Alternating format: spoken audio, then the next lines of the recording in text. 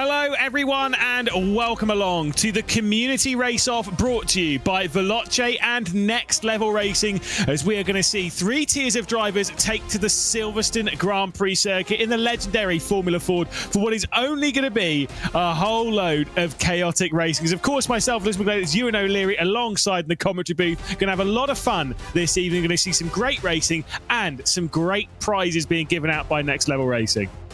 Yeah, we certainly are. Really looking forward to this and seeing once again another example in my mind anyway as to just how good this circuit race is, especially with these cars as well. I've unfortunately never visited this sort of event in real life, if you like, the real life equivalent. But it's such a lot of fun to go racing in these cars. The drafting experience that we're going to see for everybody is going to be a lot of fun, and so hopefully we've got three great races ahead of us. Yeah, if you ever watched the Walter Hayes Trophy, in that kind of vein, going to have a lot of chaos, especially with this type of drivers that we've got. As I said before, we're going through three divisions of racing, so three tiers basically. We're going to start with Division 3, then move into Division 2, and then Division 1. Division 3 at the moment, they've already completed qualifying and they're already in their first race. We'll be catching their main race on the broadcast in a few moments' time. Then we'll go over to Division 2 action, where we'll see their main race as well, before we end up with Division 1, where we'll see the qualifying, the race as well as the second race. Should be a lot of fun, if a little bit drama-filled. Exactly. You notice up there, damage on. That's going to be a problem for a few, I would imagine, because there's a lot of cars in these divisions that will be piling down into the first few corners of all the races, and that could be an issue. But fixed setup, as it says there as well, it's going to keep things so close, and the slowness, if you want to call it that way, of these cars will keep the draft very prominent, and it will keep the cars close together for good racing, hopefully. Well, they're not just racing out there for a little bit of fun either. They are racing for a fair share of prizes. We'll go from Division 3 up to Division 1, because obviously that's the order we're watching it through. Division 3, they'll get an FGT light as well as a Next Level Racing merch pack. In Division 2, you'll get the FGT Elite light. Obviously, these are rigs for them, as well as an ES1 or RS1, RS2 or ERS3. All of those being seats, as well as the Next Level Racing merch pack. And then for the top division, the FGT Elite 160, along with one of those seats, either the ERS1, 2, 3, or an ES1. And of course, they still sneak themselves a Next Level Racing merch pack. There is a random draw as well for two participants at the bottom, one from the top 55 and then one from a time attack as well, and they'll both be receiving an FGT light. So not too bad if you fancy a sim rig. It's generally a good place to start, which is where some of our drivers will. And of course, in the US, there is the 5% discount code at the top. Should be a bit of fun. Obviously, I don't know how you feel with rigs and stuff. I'm just racing here on a seat and on a desk. I have given a good few goes of some rigs, and I'm still bad at driving, so I need all the help I can get. Yeah, we can't promise to give you a prize of speed, but a good experience you can be promised. So that's what they're racing for. As you say, though, for a lot of them, I think it is going to be about fun. Those participation prize, or the chance at least to get that prize, means that everybody's in with a chance of something, I suppose. But everybody is certainly in with a chance of having some good fun racing, which I think is the most important thing. And I think they're almost guaranteed that, considering this combination that we've got. So looking forward to seeing how they get on, and hopefully these drivers do have a good time at the very least.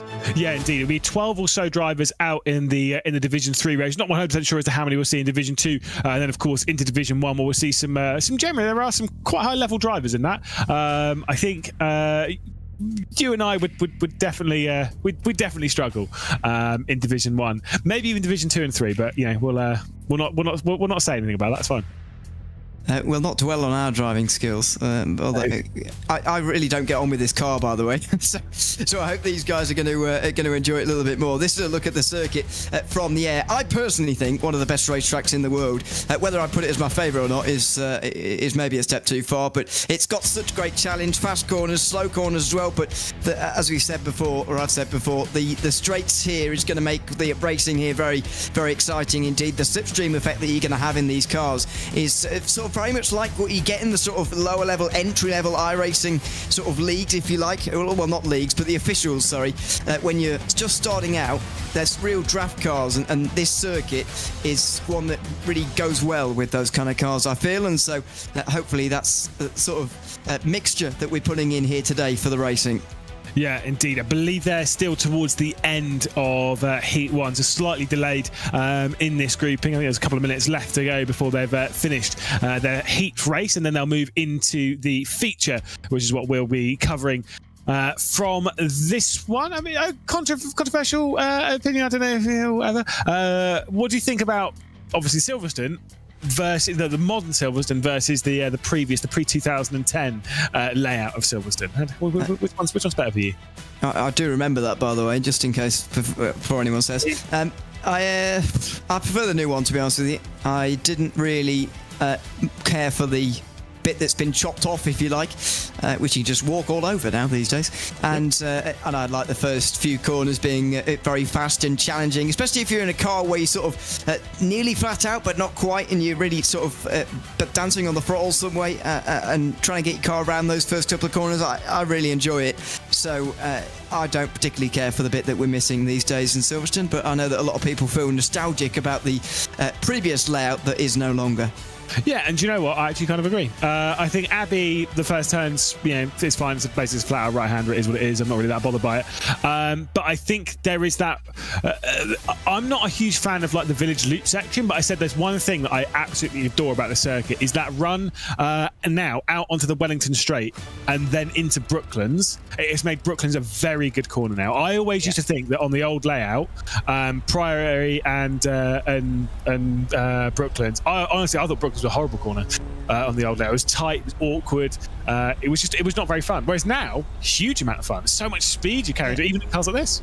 And I would argue that there's an extra overtaking opportunity sort of wedged into the circuit as a result of that. When you had the old layout, yes, there was the sharper left-hander at where we now turn right at turn 1, but there's not a really long straight beforehand. It was a faster, what is now the final corner, was faster as well.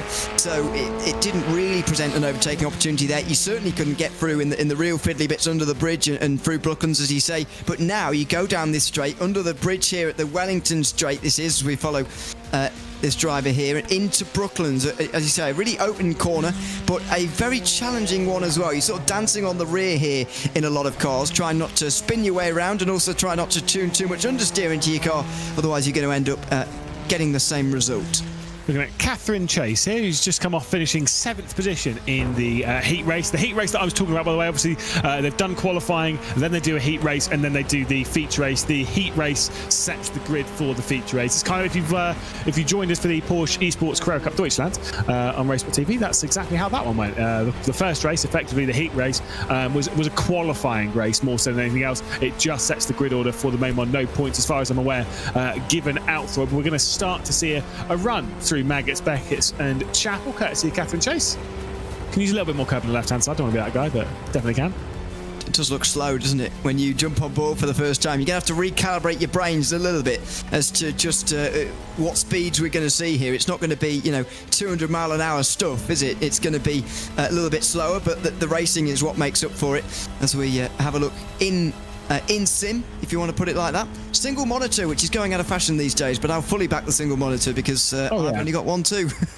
Well, I mean, look, let's be honest. Especially with us being in Division 3 here, we're not talking about the pinnacle of sim racing when it comes to not just ability, but talking about people's setups. At that top level, you're expecting everyone to have a triple screen this and a bibbidi bop that or whatever, Whereas at this kind of level, it's whatever. Everyone, like some people are connected to rigs, some people are connected to desks and stuff, and that's fine. It works. The single screen, the single monitor. I still race the single monitor, and it's fine. It's a great excuse when you batter someone off the circuit. I mean, I can't say from personal experience what the difference is, but I'm told it is easier to not bang into other people on the circuit at the time. Yeah. But as you say, you do eliminate that excuse for yourself if you do have a very fancy setup. So there you go. But yeah, I'm personally pleased to see it because it shows that, and hopefully we are going to see a bit of this today, that you can sort of get into you can certainly get into sim racing with any kind of setup, but more importantly, you can be competitive in whatever field, in whatever setup as well. It's not the be all and end all of someone's speed. No, absolutely not. I say it's a bit of fun. We're going to see, by the way, like you say, we're going to see these cars get faster and faster through the evenings, maybe Division 2 and Division 1. But it is kind of very jarring to take a car like this around a circuit like this, because it's a Grand Prix circuit. You know? It's big, it's wide, it's fast, it's flowing. These cars feel absolutely rapid around somewhere like Brands Hatch Grand Prix or Alton Park, right? Even some like Snetterton and Donington, they feel pretty quick round. Around here, I promise you, even at the absolute limit of the car, they do feel fairly slow. Yeah, I can't help it. Feel like that's the case on your own, certainly. When you're in with others, maybe that effect is a little bit diminished, but it's difficult to disagree that these cars aren't slow, and that, the lap times we're going to see, as I say, are not going to be they're not going to be flying around here, put it that way, in any division that we're going to see here tonight. So, that is a little bit of a drawback, I suppose, of bringing them to such a big circuit. But hopefully when we get the racing, we're going to see the advantages. Just give the drivers a little bit more space to race, I think, is a good idea. In all the divisions, to be honest, make it more exciting than, as you say, a Brands Hatch, which these cars, you would say, are probably more suited to in their speed. But they are narrow and difficult to race on at times, even in slow cars like these, which are nicely conducive to racing. Yeah, indeed, they are great racing. I'd say they're relatively fragile. They're not really. The problem is the wheels stick out quite a lot on these cars. It's a lot wider, and they're you can get locked together quite easily, but they can survive quite a bump, as we definitely saw in the Formula Forza support series for the British Formula 4 Esports Championship that was won by Henry Moore just at the end of last year. Into the race, though, we are going to go.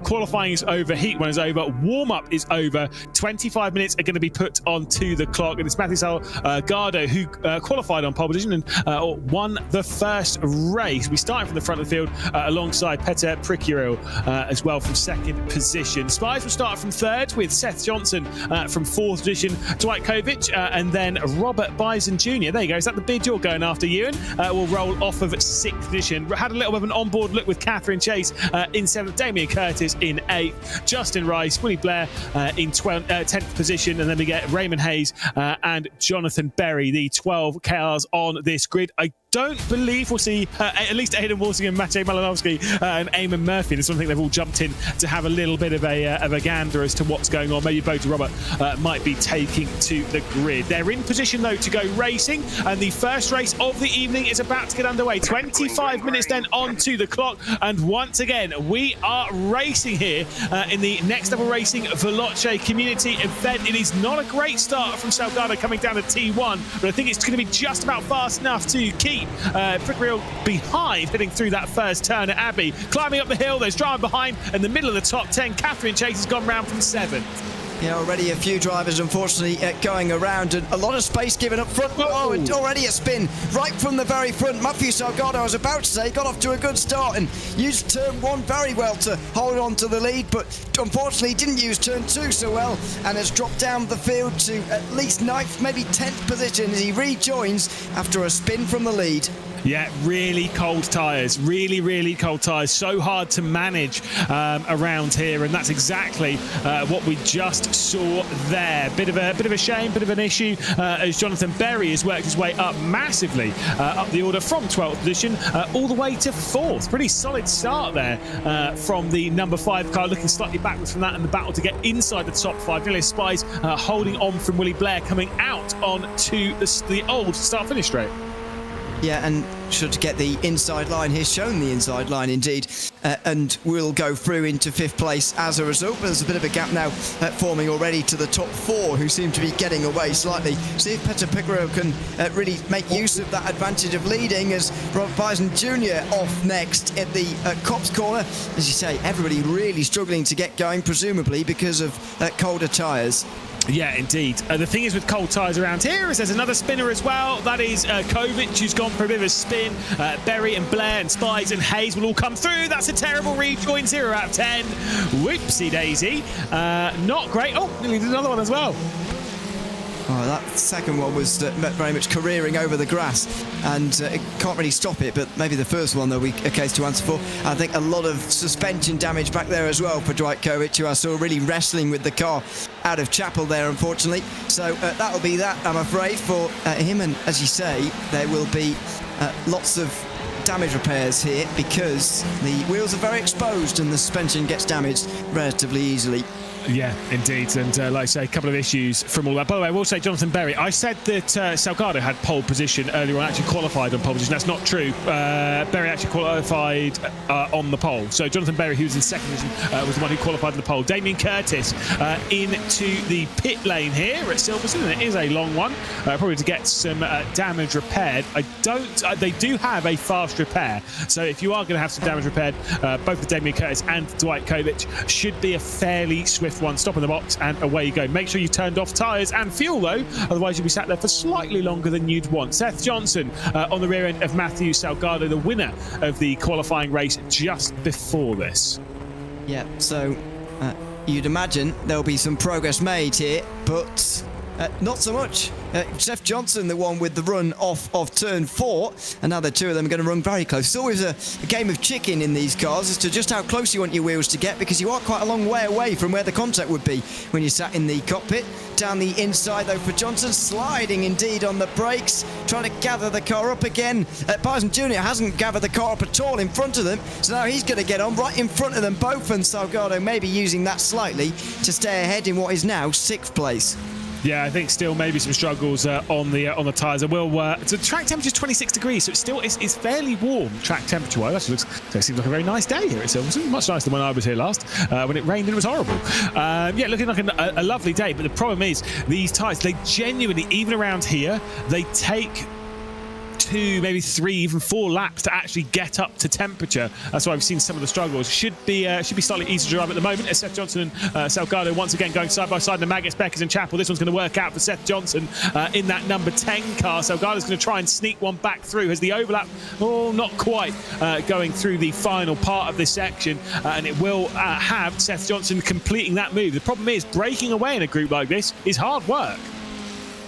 It is.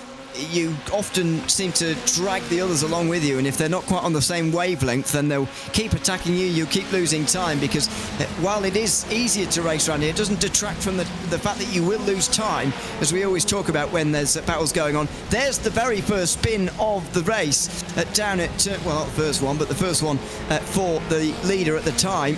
Getting back going again, up over the curb, and it just sets off a chain reaction in behind as everybody tries to avoid. There was a little bit of contact there, and Salgado somewhat lucky to get away with seemingly no damage as a result of that. Yeah, I think there was significant contact. I didn't realise that was Seth Johnson and Matthew Salgado who made the contact at the third corner, and obviously they're in the battle at the moment. So clearly both very similar on pace. Big spin there for the number 6 of Dwight Kovic, and then here is the rejoin. Thought we were going to cut away from that, but Hugo Louise is like, absolutely not going to pull any punches, and that's where Damien Curtis came into it and was sent straight up and almost over instead of just around. That is a shocking rejoin.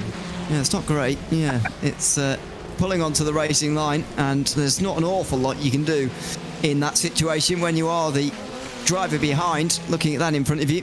Pretty difficult to change your line, because while we were talking about the slower speeds around Maggotts and Beckett, it doesn't mean you can change your line any easier in these cars. Yeah, certainly so. But I've got to say, it was just. I mean, I say terrible rejoin. I mean, it is what it is. It's just one of those things. But I mean, look, we've all rejoined the circuit badly. I think actually you commentated on me rejoining the circuit badly at one point, and Interlagos, turn 5. Oh, it was straight back onto the race line. It was an awful rejoin, and I hate myself for it. I was going to say, as Raymond Hayes goes for a spin at Copse Corner, yours was worse, can I say? Worse? Okay. Oh, worse than Why? That, yeah, I would say. Why? It was a direct crash. That was a direct crash. Well, not as quite maybe it just looked worse because there was spectacular bodywork flying everywhere. But thank you. I can't believe it. Worse rejoin. It was pretty bad. We need to re-look at this. We'll VAR it afterwards. Absolutely not. Raymond Hayes we're looking at here. Quite a setup for Raymond Hayes. Is he in a pub? Where is he? Instantly, you're just like, is he in a pub? Well, it looks like it, doesn't it? You're obsessed with alcohol. No, so I think it's his kitchen in the background. Love the light. No, with Seth Johnson's gone round. Well, you mentioned earlier about the battling and the potential drawbacks of that. Well, unfortunately, we may have just seen one. We'll wait and find out. But that's sort of one step forward, two steps back for Seth Johnson. Around the outside for Robert Bison Jr. He's not going anywhere there in the final chicane. So Matthew Salgado will hang on to a top 5 position as Raymond Hayes comes into pit. I wonder how many stops we're going to be seeing from the 12 by the end of this race. Yeah, and just to be clear, they don't need to make a stop to get to the end of the race. Tyres will be absolutely fine. There you go. Is that the bid you're going for? You are. You've been growing a little bit of facial hair. Is this the goal? I don't think that's possible, actually. I'd like to know when last time he shaved, but probably before you were born. Impressive, isn't it? It's not bad. That's a level that not everyone can achieve. So there you go. I can't. No. I couldn't do it. Could you imagine that? Oh no, couldn't. Honestly, I respect it so much. That's impressive. It's James Parfitt levels. yeah, it do look quite similar actually. There you go. There we go, sneaking his way on. That's the big conspiracy of this race. Anyway, looking at him trying to close down on Salgado, but I think Salgado's probably got the pace to potentially put away and close back up to Nelly Spies. I'm not sure what is left on the table for Salgado in this one, obviously after the dramas. I can't imagine that car is driving particularly nicely, Salgado's car. I do think he took quite a big whack to the rear right wheel down at turn 3 on the first lap. Yeah, it seemed to be quite a bit of a hit, but I'm not really seeing the obvious signs of it off board. Or am I? Well, maybe I'm starting to re-examine now, but I'm not seeing particularly obvious signs of any damage that is befalling this car at the moment. I mean, maybe if we look deeper into the lap times here, you can probably see that he is a bit off the pace, especially compared to the now leader, Petr Pekriel, who still is at front of the field. But Salgado's not showing obvious signs of struggling with any damage, so it's a little bit bizarre to me. But, is he weaving around there because he's got suspension damage, or what's going on there? I'm not entirely sure, but it certainly was a bit of a hit to the rear, and rear suspension damage is even more difficult to contend with than it is on the front. Yeah, I mean, I'd want to see. I want to see an onboard, although it does seem as though it is tracking straight. It certainly doesn't seem to be doing anything uncharacteristic. Let's see what it's like going out of the starting straight. I will say he is running significantly slower than in the heat race. That could be down to conditions, but still was running nearly a second a lap slower. Nah, is that writing down, or is it just because no, it looks like it's tracking straight. It looks fine. He's got dark gloves on. I can't really see, but yeah, right. Does look fine, and at the moment just seemingly struggling for speed at the moment. On the lap previous to this one, lost 4 seconds to Petr Pekriel. Now has lost another couple of seconds, although that was the best lap of the race so far for Salgado. So not really sure where his speed has all gone here all of a sudden, but I guess that's the only thing we've got to really draw on here, that contact in the opening lap. Raymond Hayes working his way past now into 9th position, just getting past Justin Rice down into the first turn at Abbey as Rice holds an extremely tight line going through that first corner. Also, that lap time from Salgado was is on point as being even as fast as some of his laps in the feature race. So I think damage might not be a big problem. But to be fair, one thing that we do forget is that because the lap is so long, genuinely speaking, we actually forget when they've battled, because it might have made a move on the previous 2 laps, but it was so long ago that you forget it's a part of that lap, and that might be where they've lost a little bit of time. A long time though for Salgado to close back in, 2.5 seconds up to Nelly Spies. The likelihood of closing down on Jonathan Berry, Willie Blair, and of course Petr Pekriel at the front of the field, unlikely at best. I would say so. Unfortunately, it's a 3-horse race very much now, and Jonathan Berry doesn't particularly want to bring Willie Blair along as well. Weaving around a little bit on the hanger straight there as they went under the bridge and up towards Stowe Corner here. Didn't really want to offer up any assistance there, and wants to very much get to the leader on his own, and that's not a bad idea. When you are the chasing driver, it is a more exciting prospect to be one of 2 drivers battling for the win rather than one of 3, especially when you're sat in the middle. I mean, there's a good chance here as well for Berry to bring this gap down to try and win the race. So we'll see if he can do that alone or whether he's going to bring Blair along with him. Looking at that previous lap there, he might be bringing along his passenger for the leading battle if they get there in time. Yeah, I will say, Blair in qualifying actually did not set a lap time. So I actually don't know how quick Blair really is around the circuit. Clearly plenty fast enough. Berry had the pole position with an 18.4, probably not really relevant compared to conditions. But the important bit, though, is that he was half a second quicker in qualifying than our race leader. So theoretically has the pace on board to potentially close down into our race leader. But with half of the race still left to go, the gap's not really budging that much, not as much as it needs to. Oh, it's very spies. Yeah, well, Matthew Salgado was closing and was having the prospect of an overtake. Well, that's not needed anymore. He'll be up to 4th place. And there's a very distinct break in the field now from the front 3 to the rest and the next group of 4, really, which is formed for 4th position. But yeah, I'm not sure what we can draw on from qualifying, as you say, because it's... As we have a look at Nelly Esparza's spin here, just a classic one at turn 3, really. Not the last time we're going to be seeing that today, I wouldn't have thought, from any of the drivers in the divisions, actually. But yeah, it's about not necessarily about the ceiling of your car and your pace, really. It's about the consistency more so, and it does seem that Patrick Picarella has done more consistent times than the rest if he has lost time on certain laps. I do remember, by the way, this top grouping. They're not just messing around for a little bit of banter and a little bit of a race victory here in our community race-off. They are racing for prizes. The FGT light for the race winner is Blair has actually worked his way past. I think Jonathan Berry is actually slowing down there to allow Blair to potentially come through. Although that said, going side by side off the corner, maybe there was a slowdown or something in that. I don't know. But all this side by side is doing is costing them a whole heap of time. Berry will remain in second position for now, 2.5 seconds off of the race leader. That was pointless. It was a bit, and I'm not really sure there was any well, there's no reason that I can find for it anyway, for those exchanges of places, because why would you slow down in second place and let the other driver through? I'm not entirely sure, to be honest, so that's a bit of a puzzler as Seth Johnson gets through into 4th position, dives very deep on the brakes at the chicane, and if Salgado gets a good run here, then it could be side by side again by turn 1.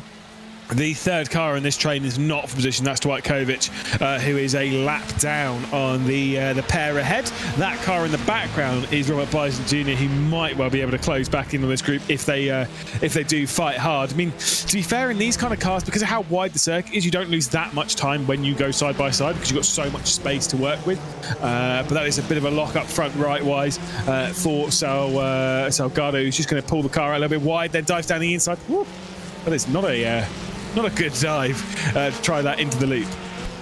No, it could have gone wrong very easily, although I don't often mind a dive down the inside at turn 4, to be honest with you. It's a good opportunity when the road sort of opens up down the inside. I don't know, I feel like it's an overtaking opportunity that gets a little bit more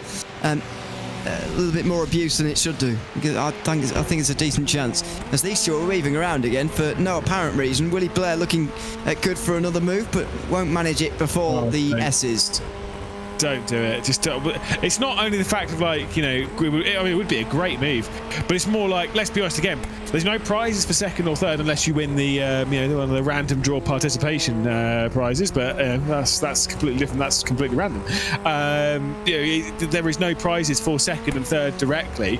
There is the prize for the race winner, and all you're doing with this battling is you're allowing that race winner to pull out now to 2.7 seconds. The slipstream braking coming in from Jonathan Berry is once again a look to the inside from Blair, going down into Stowe Corner, makes a move to the inside. I think Berry's going to try and hang it around the high side, and it's not going. It's going to work. Again, you can carry a good amount of speed off of the corner from Jonathan Berry, and as they get onto the brakes going down to the final chicane, it will be Berry hanging on. I pulled that move off on Jack Nicholls back in 2013. Oh my God, that was over 10 years ago.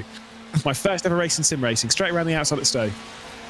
I, as I say, and I have said before, I'll say again, I was in primary school back then. But thank you. Are you in primary school? Oh my God.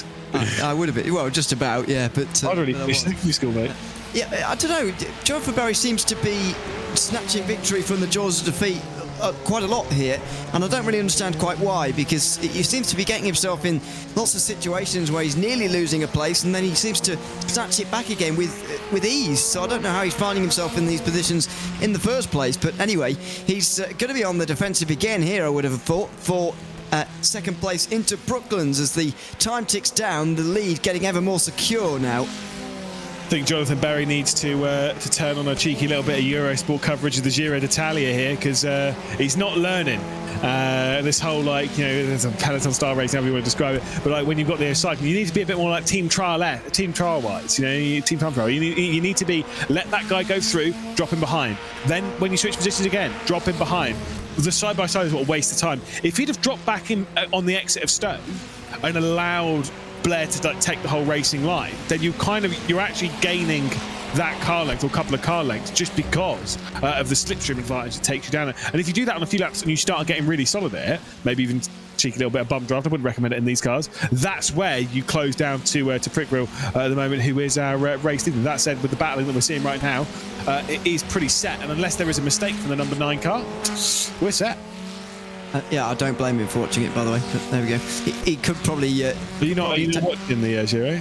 Oh, I've not been. I have been watching. I've been suffering through it. I've not been paying attention. I saw Pogacar was leading. I was like, no, good, thanks.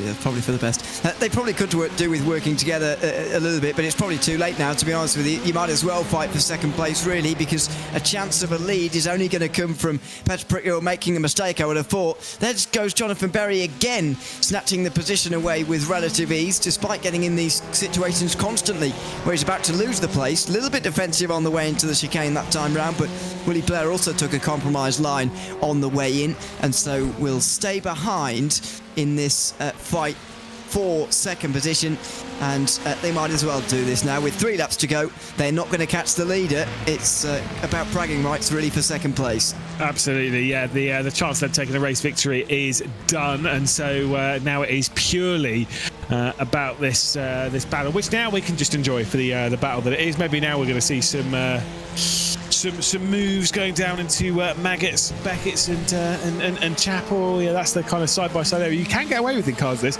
It's not like an F1 car or even F2, F3 where they are quite large, and that side by side to Maggots, Beckett's and Chapel just doesn't really work. In these, absolutely fine move, and you've got plenty of space to work with. That's why these are junior formula, and this is why, like, if you're learning sim racing or learning driving, this is why it's a rookie class car, because you can actually learn a thing or two. And it's why when we see some of the very best drivers in sim racing takes where they would crash into each other because they can't race. Sorry. I don't think it's a problem with sim races, actually, just specifically. I think it may go deeper than that, but that's a wider discussion for another day, probably. So they'll continue to fight. The gap comes down again. They really could have got there, couldn't they, if they'd have worked together? I believe, anyway. If they'd have just worked together a little bit more efficiently here, then I really believe they could have got there. Willie Blair again getting the exit there off of Copse Corner. They, as we say, they might as well fight now, and he should get through into the S's. You say we can go side by side in these cars, and he slides his way on through, although Berry tries to come back at him again. This is good racing between the two of them. Yeah, absolutely excellent. Jonathan Berry still able to hang on to second position. Absolutely fantastic driving there. As we see this battle just continue for second and third. I think it is by far the closest battle on the race circuit. See if Blair's going to get to the outside and maybe commit, send it around as what Berry's tried a few times. It does seem as though the outside line works into Stowe. Although this time, I think it's just, to be fair, I think it's just the average speed for Berry's quite nice. Around the outside, Blair's going to go. He's almost got the overlap still. He does have a very small overlap. Oh, and Berry's been put off by that. He brakes far too late for the chicane, and that might well be that. As he tried to find his braking point, he got it all wrong, got it too late, and doesn't pull up for the corner nearly in time. And Willie Blair goes through, breaks the slipstream in one fell swoop, and should, barring a mistake, have second place now. You could say that wasn't very good. I thought you were going to make a political joke. No, I thought about it a few times. Blair's an interesting name to be taken to the UK, but that's fine. That's absolutely fine. No, you got to jump on the berry joke. It's fine. See if Blair's able to close down in on Prickreal at all throughout the next part of this race. He's certainly not going to close down 3.6 seconds. I don't believe we've got any real close battles, but we do have is Dwight Kovac here. Now, this is because he's streaming on TikTok, which is something I don't understand what it is, but that's fine. It's probably something more for your generation who went to primary school in 2013. I don't have TikTok, just to clear those rumours, first of all. But look at this rig, by the way. Motion rig, evidently. And it's slides around, isn't it? It probably. Oh, man, that's epic. That is absolutely epic. Oh, dear. Oh, and he's being dragged around all over the place as he's trying to collect a slide and a tank slapper the other direction as well. Yeah, dearie me.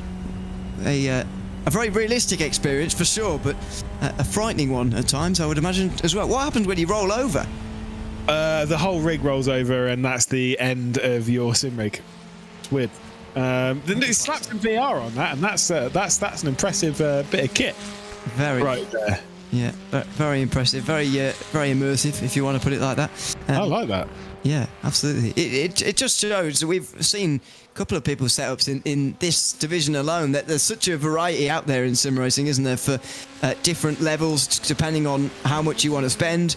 And that obviously motion rig is towards the upper end, let's say, of what you might want to spend on sim racing, but there's lots of levels of entry, and you can get very realistic if you want to spend a lot of money.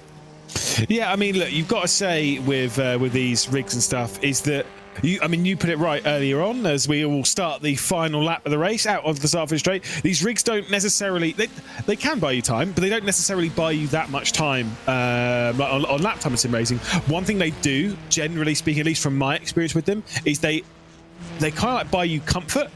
So when you're sat in the rig, you could be sat in the ring for far longer than if it was just slapped onto your onto your desk.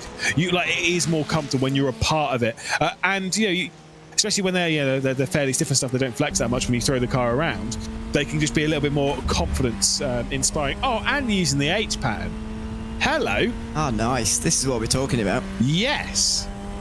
Yeah, this is a bit old school these days, isn't it? When not many H-pattern cars around, but still plenty of racing on iRacing. I don't call them retro cars because it's not exactly retro, this is it? But it's H-pattern, and there's plenty of that kind of thing available on iRacing too. So yeah, fantastic to see H-pattern out.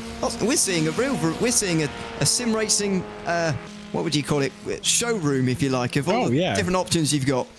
No one's on controller yet, though, so we'll need to get our... was it Philipparkos?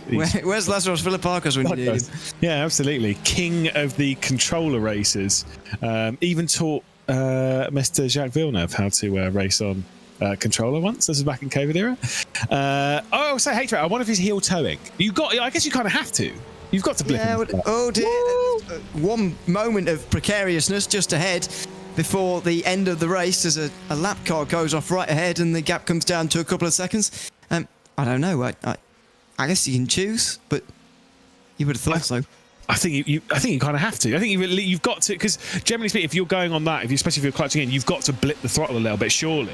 But I don't know. Well, we'll have to ask him because we'll have an interview with him after this race as he works his way now into the final complex of corners. It's been a dominant drive. Obviously, took the lead into the first corner. That said, Blair's pace over the previous few laps has been very, very fast indeed. So coming through the final complex of corners, out towards the line to win in Division 3 and to get himself an FGT Light, as well as the Next Level Racing merch pack. It is Petter Prickreal to come through the final corner to win, and that is more celebration than I saw from Freddie Rasmussen when he won the F1 Sim Racing World Championship. He's quite happy with that.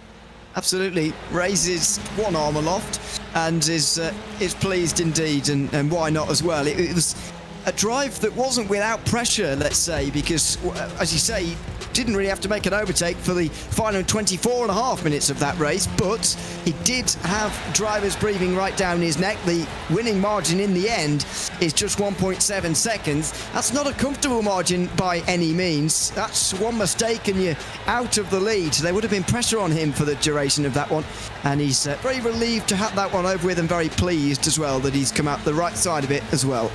Yeah, now, like I say, it does seem like he's got a pretty decent rig, so we'll have to wait and see what he's going to do with the FGT Live, but that's still pretty handy himself. So, all going to be a little bit close coming through the final turn with some of the lap traffic as well, and that'll be a fair crash. Of course, I think that might have been Dwight Kovic, who just fancies to be thrown around by his motion rig just that little bit more. Spies across the line in 7th position. Raymond Hayes, Catherine Chase here with the final complex of corners. Then we just have to wait a little while for Damien Curtis to come around and finish a lap round here. It does take a while. It does, and the lap being 2 minutes 20 means that you could still be on the lead lap and over 2 minutes behind, which is quite a long way. But there are the results after 11 laps. Yes, indeed. So Prickwell taking the victory, and very well deserved indeed. Blair behind in 2nd position, 1.7 seconds behind our race leader. Did close down 1.5 seconds over the final 2 laps. Jonathan Berry had to settle for 3rd position with a couple of struggles in pace in that one. May have been damage or something, or tyres, or any other excuse that you can chuck into the mix. So hard to tell with these cars. Seth Johnson in 4th position, obviously was involved in quite a battle with Matthew Salgado. Then we've got Robert Bison Jr., Nelly Spies, Raymond Hayes, Catherine Chase, Damien Curtis rounding out the top 10 in our first page of finishers. Of course, a couple of issues for those behind, Justin Rice and Dwight Kovic down in 12th. Both of those finishing 1 lap down on our race winner, Petter Prickwell, who is in the commentary booth now with us to have a little bit of a chin wag. Petter, talk us about that race, because you looked pretty happy crossing the line there. That was a fantastic drive. Yeah, actually, this is my first somehow official race or anything, so it was quite exciting for me actually to attend, and in the end to score P1. So first event then, which is obviously quite a step. I've got a couple of questions based on that then. For one, you've got quite a decent rig for someone just jumping straight into this. What's that about? You call it decent? I call it, yeah, all right. It's just the Veloce challenge, yeah, and sporting the next level racing HFA. Nice. It really feels great on your bum. Well, you were driving H pattern there. Were you heel towing? Yeah. Not necessary for Ray actually. You don't have to use the clutch or let's say leave the throttle when upshifting. Yeah, and you don't have to blip on downshifts. There we go. The more you know. So where else are we going to be seeing you now in sim racing? Obviously, you know, you're going to take on the very best. Going to see you taking a 10K rating, taking on all these big specs. Surely that's where we're seeing you. It's just a hobby, guys. I would be more than happy to take it to another level, but it's still just a hobby. Well, an incredible drive from you, well-deserved victory, and lovely to see someone with some emotion coming across the line. Thank you so much. What an effort. Great race to everyone. Yeah, really thanks to you guys all. Well, there is Petter Prickwell, of course, our race winner. Going to be joined by the driver who qualified on pole position. Of course, unfortunately, a few struggles in the race, had to settle for 3rd. It's Jonathan Berry in the commentary booth with us. Talk to us about your race. Anything to be said about that one? You were involved in quite a battle there for 2nd place with Blair. Yeah, that battle's left me with severe clammy hands. Yeah, it was a wicked race, in all fairness. I don't know how I put it on pole, considering there were other people that were going faster in the practice sessions and whatnot. So fair play to everybody in that race. It was brilliant, and I believe it was it Petter who won it. I just couldn't catch him. I was really struggling. I was really putting everything into it, and I just couldn't do it. So fair play. Do you think he was, obviously you were involved in that battle with Blair, do you think he was catchable if you weren't involved in that battle? Or do you not think the battle cost you that much time? Yeah, I was 0.2, I think I was watching 0.2 of a second quicker every lap. So catching him probably would have happened, but it probably would have been close. I might have just had to have forced him into a mistake, like in the battle that I had, forced me into a mistake in the complex before the pit straight. Yeah, I think I could have done it, but it would have been tough, really, really tough.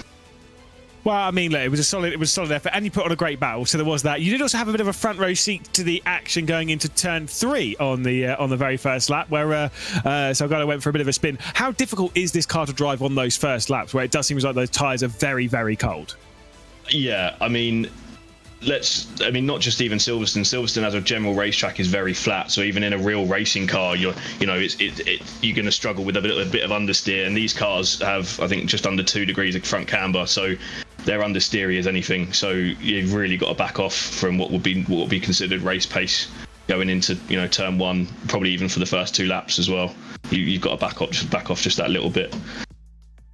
Well, thank you for putting on quite a show throughout that race. It was an excellent battle. Hopefully we'll be seeing you around in the future. Thanks for having us. Much appreciated. Well done, everybody. There we go, Ewan. Race 1 of the evening done. Division 3 ticked off. I wonder if we're going to see very similar things for Division 2. Yeah, I wonder. Yeah, it's going to be sort of stepping things up, if you like, in terms of speed. That's the idea, anyway. And so what we're going to see in terms of when they interact with one another and race with one another as well. Unsure, to be honest, but should be good to find out. And looking forward to another race of the same format coming up very soon. Yes, indeed. Don't go anywhere, because, of course, when we come back, it'll be fantastic Division 2 racing, where I'm sure we're going to see the same level of side-by-side, wheel-to-wheel combat around the Silverstone circuit. All right, what's up, y'all? So here's what you need to know. Today, Next Level Racing dropped their new ERS3 seat, and it is mad comfortable. This video is going to be kind of like a first few hours early impressions kind of thing. I have not had this running long, so if you're shopping for a new chair for the sim, let's go ahead and start with a donut, because I do want to let you know that my ERS3 was provided by Next Level Racing for this launch day video. This isn't like sponsored or anything like that. They didn't send a script, but I do let them use this video and I send it to them ahead of release for like marketing assets kind of stuff. They're not changing what I say or anything like that. I'll let you know about the good and the bad. Spoiler alert, it is a lot of good, but all disclosures out there and stuff, so just wanted to let you know. How did that donut go? Did I hold it the whole time? Probably not. All right, if you've never picked up anything from Next Level Racing, they have some kind of Aces packaging. Lots of padding for shipping, and everything is like individually wrapped. The ERS3 comes in 2 pieces. You have the seat and then the backrest. The hardware comes in one of those flat lay plastic packages that you will cut your hands open to get to, but it's labeled and it's gonna stay organized, so that's nice. And then you also have documentation and then covers for the reclining mechanisms. Now, hardware assembly is like made or broken by how well all the threads and holes and stuff line up. This is obviously just a chair. It should not be complicated, and it's not, thank goodness. The chair itself, part of the assembly, is just 2 bolts on either end with washers. You have those joint covers that go on after, which keep a really nice, like, sleek look. I think that looks really cool. And then getting this on my rig, which is the GT track, also a review unit from Next Level Racing. I would say that this was not like incredibly smooth. It's kind of down to at least my rig in particular, but the frame that the seat goes on that then attaches to the rig, again, the threads all line up really nice, which is great, but it's one of those installation frustrations due to a lack of like room to work your hands, if you know what I mean. However, that's like kind of nitpicking, because how often really are you going to change chairs? Once it's on, now you just get to use and look at the thing, which the ERS3 is gorgeous. I love the all black with the white branding. It gives off kind of like a sponsor sticker look in a good way, I would say. These section pieces on the backrest give some nice visual breakup. I am obviously, if you look around, a dark mode hardware kind of person, as you can see. Setup tour soon. And just having like a completely neutral visual appearance, I really dig. But you can find all that product stuff on the website. How does it hold up in game? Very well. Like, this is one nice sitting experience. I'm like 6 foot, 185-ish, and over the ERS2, which I didn't find personally all too comfortable, and then also over the included GT track chair, which I don't think you can buy separately, but either way, the ERS3 I find to be the most comfortable by a pretty good amount. I guess everybody is going to be a bit different on like what they look for in a chair. The included GT track seat, for example, is pretty formed, if you will. Like, the bucketness is pretty pronounced with how how much I can feel like the shoulder padding, the padding around the like love handle areas. What are these called? Like scoops or whatever. And then like also next to my legs, I can feel like all of that. That is all a lot more relaxed on the ERS 3. I don't really feel any constraints around my shoulders or my lower back, and especially the seat, you'll notice, sits a lot higher relative to the like leg support things, again, whatever these are called. Personally, I do like how it feels less restrained and bucket-like. This seat itself as well is just like mad cush. It's really comfortable to sit in. You got a lot of travel room for leg adjustment and super deep reclining. You could like take a nap with this thing. My Assetto Corsa sessions are never too long, really like 20 to 30 minutes at a time, just with my schedule. But with the ERS 3, they did say they wanted to make a chair for longer sessions. You'll see that like on the product page on the website. So if you're looking at something for a longer session time, let me know in the comments and I'll try to test it out for you. But to give like a wrap-up conclusive statement thing, for $250, now Next Level Racing's cheapest seat, I would say this delivers beyond that price point. I made like 90% of this video not knowing the price and was like impressed the whole way. They said it was gonna be their cheapest, and yeah, it's really good. Some of the interesting quirks, like the hard to reach frame mounting, yeah, it's like annoying, but then the chair's on and how often are you gonna switch? The joint covers just like a letting you know kind of thing. They don't snap into place. It is just like one bolt and then they kind of hang out. So it's not exactly the most like luxurious looking, but it's whatever. And then if you do put some force against the backrest, it does like flex. Is that gonna wear down over time? I obviously can't say right now. However, if it does, I'll leave like a pinned comment or make a short, or I'll leave all my socials in the description. Feel free to ping me there. But seriously, like for the price, with my very narrow experience of like trying out some racing hardware, it's very pretty. It's very comfortable. I like it a lot. And if you got to the end of this video, you probably liked the video. So give it a like, subscribe for more. If you're interested in the ERS 3, I'll leave all the links to the website for the chair in the description. Both my Next Level Racing affiliate link as well as a not link as well. But yeah, that's gonna do it for today. Peace out, I'll see you later. And there we go, a bit of a look as to some of the prizes as well they'll be fighting for today. Of course, the ERS 3 certainly up for grabs in Division 1, and the community race-off obviously brought to you by Veloce and Next Level Racing. One prize has already been won. That was the FGT Lite, and of course the Next Level Racing merch pack in Division 3. Now it is time to talk Division 2 action. Qualifying in the first race has already been completed. We're getting ready for the main race. Well, Charles Levine will be starting from pole position alongside Stefano Bavini on that front row of the grid. Shu will start from third position with Mirando in fourth, then Usman in fifth, Vigent in sixth position, and of course with the run down the field, only 9 cars I believe this, or it might be 10, but of course we have Imler, then Brout, then Trafford King, maybe Georges Nadir, we'll have to wait and see on that one. Once again Aidan Walsingham, Maciej Malinowski, and I think there's also Luke Whitehead as well, who's snuck his way into all this one, as long with their pro. I don't believe they're taking part in this race, they're just spying, if anything. Decoration? Don't know. Yeah. But yeah, they're not. They'll be hopefully joining us a little bit later on when we get to Division 1. Well, I'd say. I mean, I'd like to see what... I mean, Luke Whitehead, Maciej Malinowski, Aidan Walsingham, these are all drivers we normally see racing over on a set of Corsa Competizione, so not sure how much experience they've got on iRace, but that'll be pretty exciting. You can see them all gridding their way up and getting ready to go for another 25-minute race. Do you think everyone's going to survive turn 3 this time?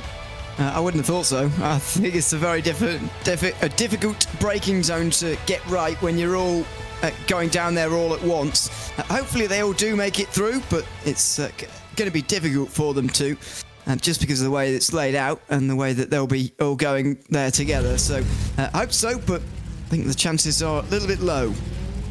Just waiting for Charles Levine to head out onto the grid, and now we're going racing. In fact, Charles Levine has not joined the grid, so there's an empty spot on the front as Stefano Bavini will be the one starting this one then effectively from the pole position as they race their way down to the first corner. It's actually a really good start for the number 1 car of Pierre Shu, going down to that first turn on the outside right-hand side of your screen, that purple car, and I believe it might be Shu to take over the race lead. Side by side as they head their way through the first turn, and it will be the number 1 car from third position heading up to the race lead as they work their way down into the tricky turn 3. Any spins this time? And the answer to that question is no. Everyone's got through cleanly.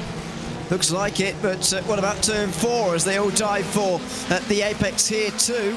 It's a very clean start from all of them, so I can eat my words on that one. And they'll all make it through and on the way down towards Brooklands now as well. What this does mean is that everybody stays in the draft as well, and this could make it difficult to break away in the entirety of the race. We will have a 9th car, by the way, rejoin this race. I think rejoining it, Charles Levine actually disconnected before they got into the race as they were transferring over into the main race start. So that's why Charles Levine was not on the grid, did not even realise he wasn't in the session, but had dropped from the session. Now it's rejoined, but obviously will not be able to rejoin this 8-car fight for the race. Is Shu leading at the moment with Bavini closing in? Is there going to be a move down into Cops Corner? I don't think you want to do that going on to the first lap, and that's not what's going to happen. So Stefano Bavini happy to settle for second. No one else is going to be settling for any position lower than that. Doesn't look like it. They've all been battling side by side through the first sector quite well, but now what's going to happen now that we sort of settle into this race and get towards the end of the opening lap, Stefano Pavini not going down the inside and the way towards Maggots on that occasion. Piachu will continue to lead, but look at everybody so closely following in behind. Only Alan Brook at the very back really struggling to cling on to the group, which is staying together a lot closer than what we saw in Division 3. Again, let's see this snake move over. It's a lot tighter than it was in the 3rd division. Here comes the move then to the outside. Stefano Bavini going for the race lead, trying to stick one all the way around the outside of Pierre Shu, who might have driven it in a little bit too deep into Stowe Corner. There could be an up and under coming from the driver running in 2nd position. Did think that the driver in 3rd as well was over driving the corner, and I believe there might have been a switch in all of that, although I think they're holding on positions. Trafford King getting past Giuseppe Mirando now up into 4th position. So Mirando's dropping back down the order as they complete the first quite exciting lap here at Silverstone. Yeah, and it's encouraging as well for the rest of this race. I think the rest of it is going to be very similar. Here goes Bavini down the inside of turn 1. You don't see this very often, but it's the smallness of the cars and the ability for them to go side by side as one's off in the grass, bit of contact, more off in the grass. Traffic King looks like he's gone off down the way down towards turn 3. It's an almighty mess in the background as they fight for these lower places. I think Bilal Usman might actually have a slowdown from that as well, running wide at T1, having the inside line through T2. Here's side by side for the race lead once again. Bavini and Shu. Shu is on the inside as there is a bit of a half spin in the background, dropping off the rear end of the strain. That'll be Imler just having a bit of a save coming through Aintree. Don't see that too often. Still side by side between the race lead, Pierre Shu, Stefano Bavini, and it will be Shu hanging on to the race lead as they hit the apex at Brooklands. Yes. A good snapshot of hopefully what we're going to see for the remainder of the day. Is just a slight concern about how many we're going to lose from the back of this group, because what we saw in towards turn 1 there was very exciting, but so close to contact. The leading 2 made contact. There were a couple more off in the grass in the background. That might well be what we see a little bit of for the remainder of this race, as we've got another challenge for the lead here. Yeah, Bavini inside for T1, so Bavini's going to try and make that one stick, but it does seem as though the outside line, which is what we saw, to be fair, quite a lot in the previous race. The outside lines, both through the first turn and particularly through Stowe. Jonathan Berry showed that one off very nicely. Those outside runs, they do tend to work in this car. Because you're carrying more speed at that point, and there's such a low amount of speed. I think it's 116 brake horsepower. Again, I've said before, even my car's got more brake horsepower than that. I think even your mum's Skoda might. I've got no idea, if I'm honest with you. You'll have to wait for that. Stefano Bavani looks like he'll be making his way through here, though. That will be easily done, I think, into Stowe. Piachu making it even easier, in fact, by going way, way wide. And so Giuseppe Mirando might well try and follow through, although that might prove to be a little bit more tricky. Side by side, down on the brakes for second. And Stu does hang on. Oh, just about, saving a nice slide there. Wow, that was a big slide as well from Piachu. Was able to catch that one just nicely. But if there was even a breath of contact from Giuseppe Mirando at that point, that was 100% the number 1 car would have been spun round and facing the wrong direction. They head through Abbey once again, closing up to the back of Stefano Bavini, who does have a half-second lead, right on board with Mirando, currently running in that 3rd position. I do suspect this group will close its way back in. Certainly 6 cars then for the race lead. Bavini, then Shu, Mirando, King, Usman, and Vigant might well be in the yeah, they're still there, definitely. 6 is the magic number. A little bit too far back from Imler after that slave, and Brout as well. Yeah, so a good start for the Italians, you've got to say. 1st and 3rd at the moment, although Giuseppe Mirando, as we speak, getting overtaken now by Traffic King down the inside and straight into third place. That was one of the more decisive overtakes we've seen in the race, actually. Lots of them have been side by side for quite some time while making these overtakes. Well, that wasn't the case for Traffic King, who just slipped on through straight away. Indeed. Let's. It's a bit tight as we'll see them head back out onto the old start-finish straight. Bavini was actually going quite tight as well with Pierre Schu. We do see that tight line going through Woodcote happening quite a few times. Less in real life because there's some bollards there, but very, very tight line going through that on this occasion. Running out wide, Pierre Schu's going to go. I'm actually surprised there wasn't a slowdown from that. Certainly was an off-track, which is what's going to create this side-by-side going down to Magus, Beckers and Chapel. She's straight around the outside. Fantastic move there from the number one car, who now takes over the front of the field. Yeah, and what's that going to do for the run onto the hangar straight is my only concern, because he will have sent it into the first pot. Not conducive to a good exit, but he's done a good job. He's got the best exit he probably could have done given the situation. Here comes Stefano Bavini in the slipstream, looking to the outside now. Going to have to break late round here and just rip round the outside. Well, that's not going to happen on this occasion. Oh, there's contact behind. Giuseppe Mirando's gone from challenging for podium places to down at the back. Yeah, challenging for the old wooden spoon there for Giuseppe Mirando, dropping right the way down, even behind Imler. I think might be able to save face with at least 7th position, and now will engage in that battle. Let's see what happened on the replay. Well, it didn't look like there was any contact to me. I thought on first viewing, actually live, that there was, but that seemed to suggest that it was just a solo spin, which I guess can just as easily happen when there's so many cars around you, so many people around you vying for so little room. Well, the thing is, in this car, right, when you get on the brakes, especially into stow, right, if you're carrying a little bit too much speed and you think, okay, I'm carrying a little bit too much speed, let me get on the brakes a little bit more, what it does is it pushes too much weight to the front of the car, lifting the rear up a little bit, obviously not off the road, but just pushing all that weight forward, and that's what causes the spin. And it's such a sharp spin because you get on that brakes a little bit too hard. Pierre Schu mounting the sausage, going out onto the start-finish straight, very tight indeed there, but only losing the single position from doing so. I have been out that wide plenty of times. Yeah, it's a pretty annoying curve, isn't it, really? I don't know why they put some grass there, but anyway, we've had that discussion before. It's modern motorsport. Let's stick sausage curbs everywhere because they don't cause any dramas at all. I know, and even that chicane where it has caused some pretty big dramas. Not that specific one, but at that chicane we certainly have seen sausage curves causing trouble, as they tend to. So yeah, about time we got rid of those, really. And Pierre should probably feel the same after this. There you go. I hope he's not an emotion rig. No, that would certainly hurt mounting the sausage like that. I mean, was it Roy Nassani last year who? Don't remember. I think it might have been Roy Nassani who tried to absolutely obliterate himself by squeezing someone wide coming out of stow, forcing them straight on, causing a large bit of contact, and then they hit the sausage curb and basically nearly jumped in. And I think hit the halo quite hard. It was a disastrous crash, and it's one way you're looking at it being like, why are we still using sausage curbs everywhere? They are dangerous and stupid. Let's get rid of them. But hey, if motorsport had that much logic in it, we'd be in a very different world. Yeah, it's unfortunately not gotten through. So there you go. I can't even believe that was only 1 year ago, to be honest with you. I think it was last year. Thought it was more, but maybe... Oh, he's done it again!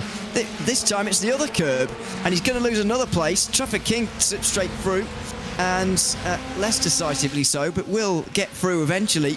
And Pierre Schu is struggling to slalom his way through that final chicane at the moment. Yeah, indeed. That's, I mean, a couple of struggles going down there. This is the kind of thing, because this car's so momentum-based, if you hit those curbs, you lose so much time, because they are so momentum-based. That throws you offline, throws you to an awkward angle, means you can't get on throttle at the right point. And when it is like that, the pain is quite high. That said, with it being 8/10 between Traffic King and Stefano Bavini, should be able to close that gap down with the slipstream. That said, if it goes over, I think it's 1.2 seconds, that's toast. Yeah, I think so. And they've got to be very careful. It's sort of a similar situation to, well, not that similar, but a little bit similar to the Division 3 race, where there's a danger that the second and third place drivers sort of stare themselves into the abyss, if you like, and they lose all of the time to Stefano Bavini. If they're not careful, he will race away from them both if they sort of self-sabotage one another. Yeah, well, I mean, again, we'll have to wait and see if this battle is going to close down. But then I say if they do battle like you're saying, it's not going to. I have more faith that it will do. PSU, I think, should probably settle for second position, as he says that. Oh no, please don't. Well, He lifted. yeah, he's just pointing to the right there because he's, following the racing line. He's not trying to get alongside. It is a responsibility as well, by the way, on the leading driver. It's not just about the driver who's in second place in the group and attacking, who's got the responsibility of keeping things in order. It's also about the leader. You've also got to not worry about the driver behind you, which is difficult to do sometimes. Difficult to forget about the driver right behind you sometimes. But you've got to stick to your racing line, not look at them, not let yourself stop mirror driving, not let that affect you in your mind. And that's just as difficult a job as it is to restrain yourself almost from trying to make moves that you know that you can. Yeah, indeed. So we do have a 3-horse race for the victory, heading through the final complex of corners and out onto the start-finish straight once more. Not quite halfway through this race, but I can't remember on the lap count. Would we? Oh yeah, they're there. Yeah, I don't remember because it's such a long lap around here. They won't end up doing one. Oh, actually, they might end up doing one more than the Heat 3. I don't think so. We should be reaching the line at a bit of an odd stage because it should be 11 laps, which is very difficult to divide into any number, as it turns out. It should be 11 again, but I actually think Division 1 could sneak an extra lap out of it, maybe. Depends how super fast they end up going. I don't know how much more lap time there is left in the count. We'll say these drivers are going around pretty handily. Battle for 4th position here is Bilal Uzman, who obviously went wide at T1 earlier on in the race, having a bit of a fight with Alexei Vegant. Good fight here for the 4th position in the field, and they're going to continue side by side through Brooklands and Luffield. Clearly not really bothered about trying to catch those ahead, and since they're cooperating so well, the front 3, they're not going to anyway, so might as well fight for 4th position. And Alexei Vian gets the place and will hold it for a very short amount of time before he's attacked again into Cops. Yeah, indeed. So once again, going out wide there, hitting 2 wheels into the grass. That was a little bit sketchy for Usman. Not able to throw himself back into the battle. Obviously, those groupings behind separated by too much to have a fight. Obviously, you've got Broughton there. Giuseppe Miranda obviously went for the spin going down into Stowe earlier on. I think Jarrett Imler's had a bit more issues around the circuit. And so now sits even nearly 10 seconds off the back of Miranda. See what the battling we're going to get going back out onto the hangar straight. See if whether there's going to be any more fights that head down into Stowe just past the Porsche Experience Centre. They're not going to do it on this occasion in the lead, so we'll stay with the battle for 4th place, which looks like it will exchange again as Usman gets through. Although just for how long, because 14 car will get a run off of the corner again, look to the outside here and not find its way through. It's all about braking early, getting the exit here for Vian as he comes out the final corner now on the power and may even have a chance in towards turn 1, which is a bit of an overtaking opportunity in these cars. Yeah, certainly can be if you are brave. Outside line being taken from Vigan, trying to make that one stick, goes for the up and under to try and drag himself alongside the 7 and the 14. Going into battle here, the 14 of Alexei Vigan going to the outside as they it might be a little bit too deep though, going into the village, then into the loop. Has actually made that one work brilliantly, has Bilal Uzman. And so it is still 4th position for the number 7. Yeah, it's... oh, well, that wasn't so good. Through Aintree, I think they both got into the grass there, and well, if one hadn't followed the other, then they would have had a very easy path to 4th place, but they did follow each other off, so there you go. A bit of a lift-off as well from Vian for whatever reason, and all of a sudden there is a relatively sizable gap between them. See what the fight's like in the top grouping. Stefano Bavini continues to lead. 10 minutes left to go in this race. Trafford King in 2nd. Then PSU obviously still in that 3rd spot. And I get the feeling that PSU's not passed for 2nd position out of choice rather than ability. Because I know he's got the pace to do so. But I think, like, as we were saying, probably wants this group to remain as close as possible. This time is trying to go for it though, going down to Magnus, Beckers and Chapel, maybe thinking that Trafford King isn't going for the race lead hard enough. They continue their side-by-side, and Trafford King in the 42 is able to hang on a second. That was very close as they got through the S's there. Felt like there was going to be contact for sure, but they get away with it. And yeah, that could have been not nice at all as they run down the hangar straight now. They should get organised again, to be honest with you. PSU, as you say, has probably not been overtaking through a lack of opportunity, but a lack of real necessity for the last few moments. But now we're almost getting to that stage where they will all be fighting for the lead. Not just yet, though. Shu will have to stay behind and be patient for a little bit longer. 9 minutes left to go in this race, so still plenty of time. Should be 4 laps left of proceedings. Am my maths correct there? Yes. Yeah, 4. Yeah.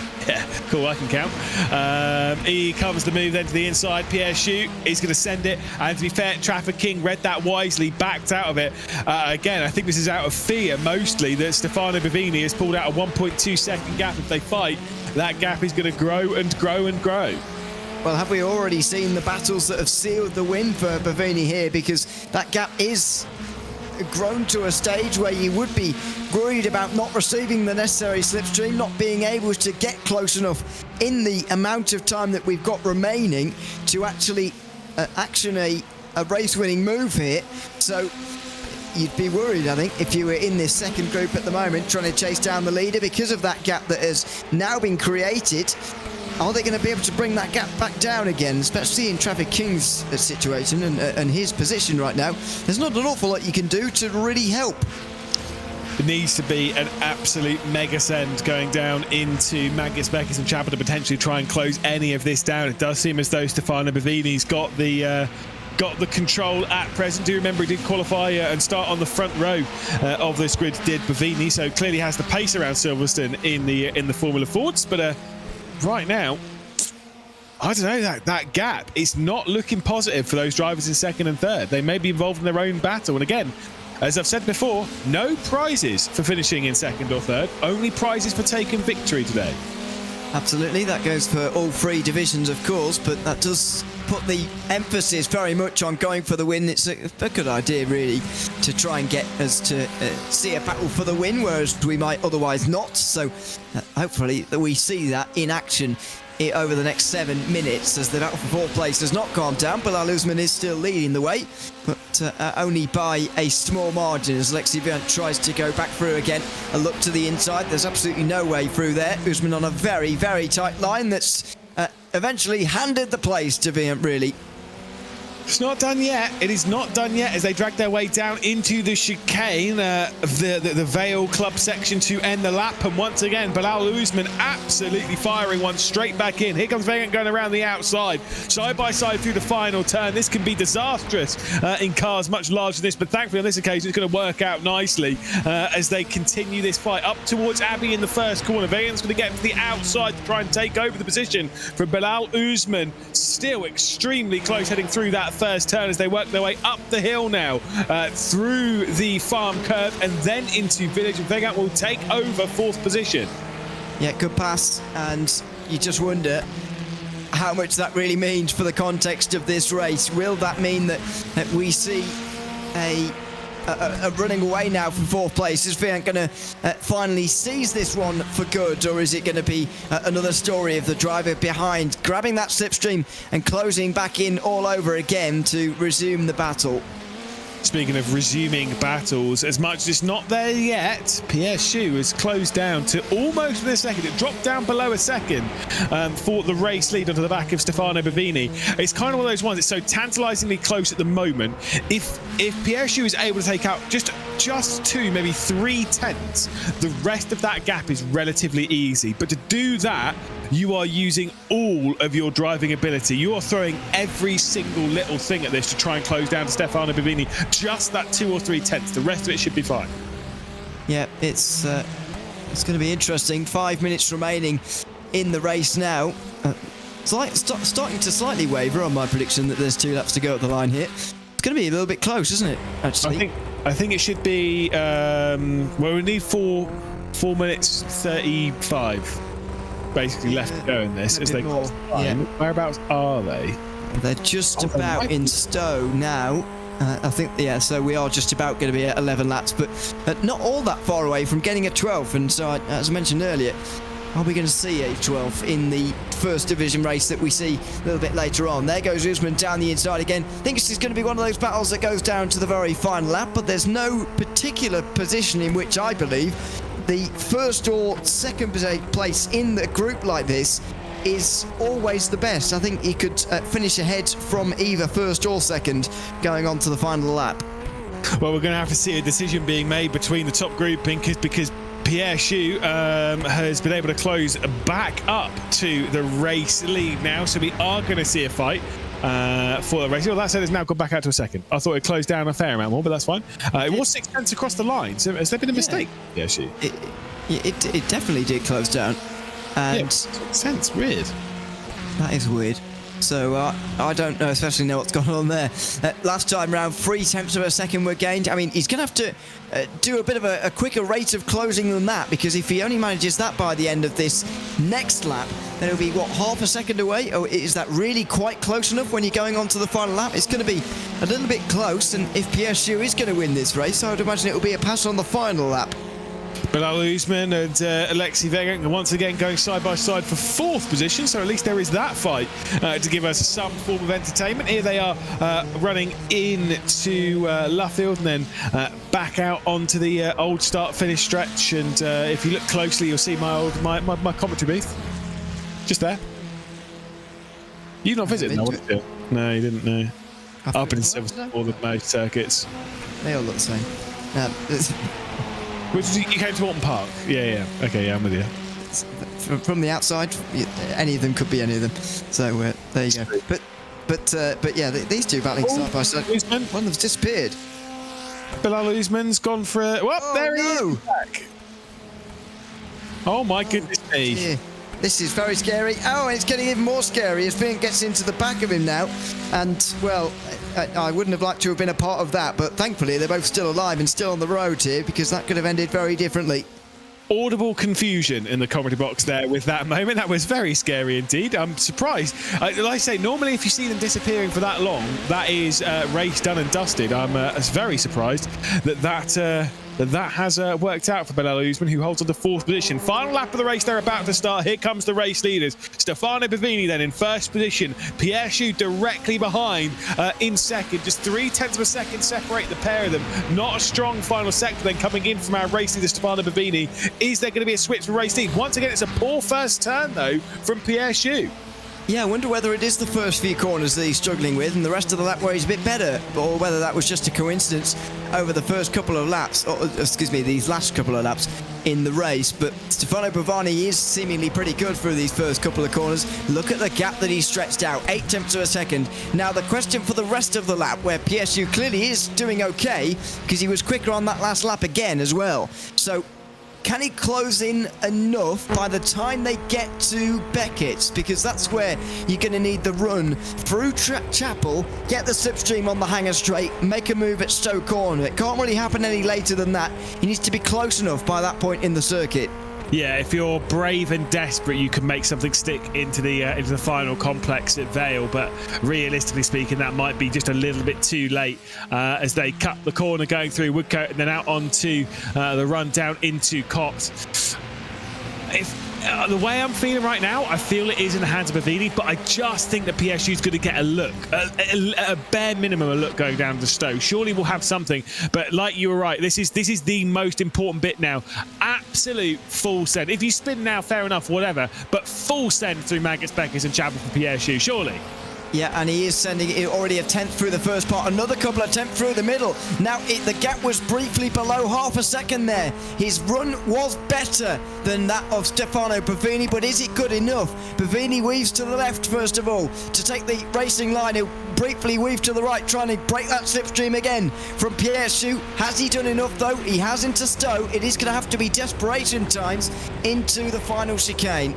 Excellent racing here in the second division of the community race. It's been absolutely brilliant from the start of the race to the end of it. Can't wait to see what we're going to get in Division 1 as they work their way into the final complex of corners. Top prize will go the way of Stefano Bavini, leading from the first lap of this race and dominating Division 2 here in the community race-off, obviously powered by Next Level Racing and Veloce. Bavini on top, Pierre Schu, though, separated by just 3.5 tenths of a second across the line. An excellent fight between the pair of them. Trafford King will round out the podium. What a fight that was, but who's going to come out in the battle for fourth?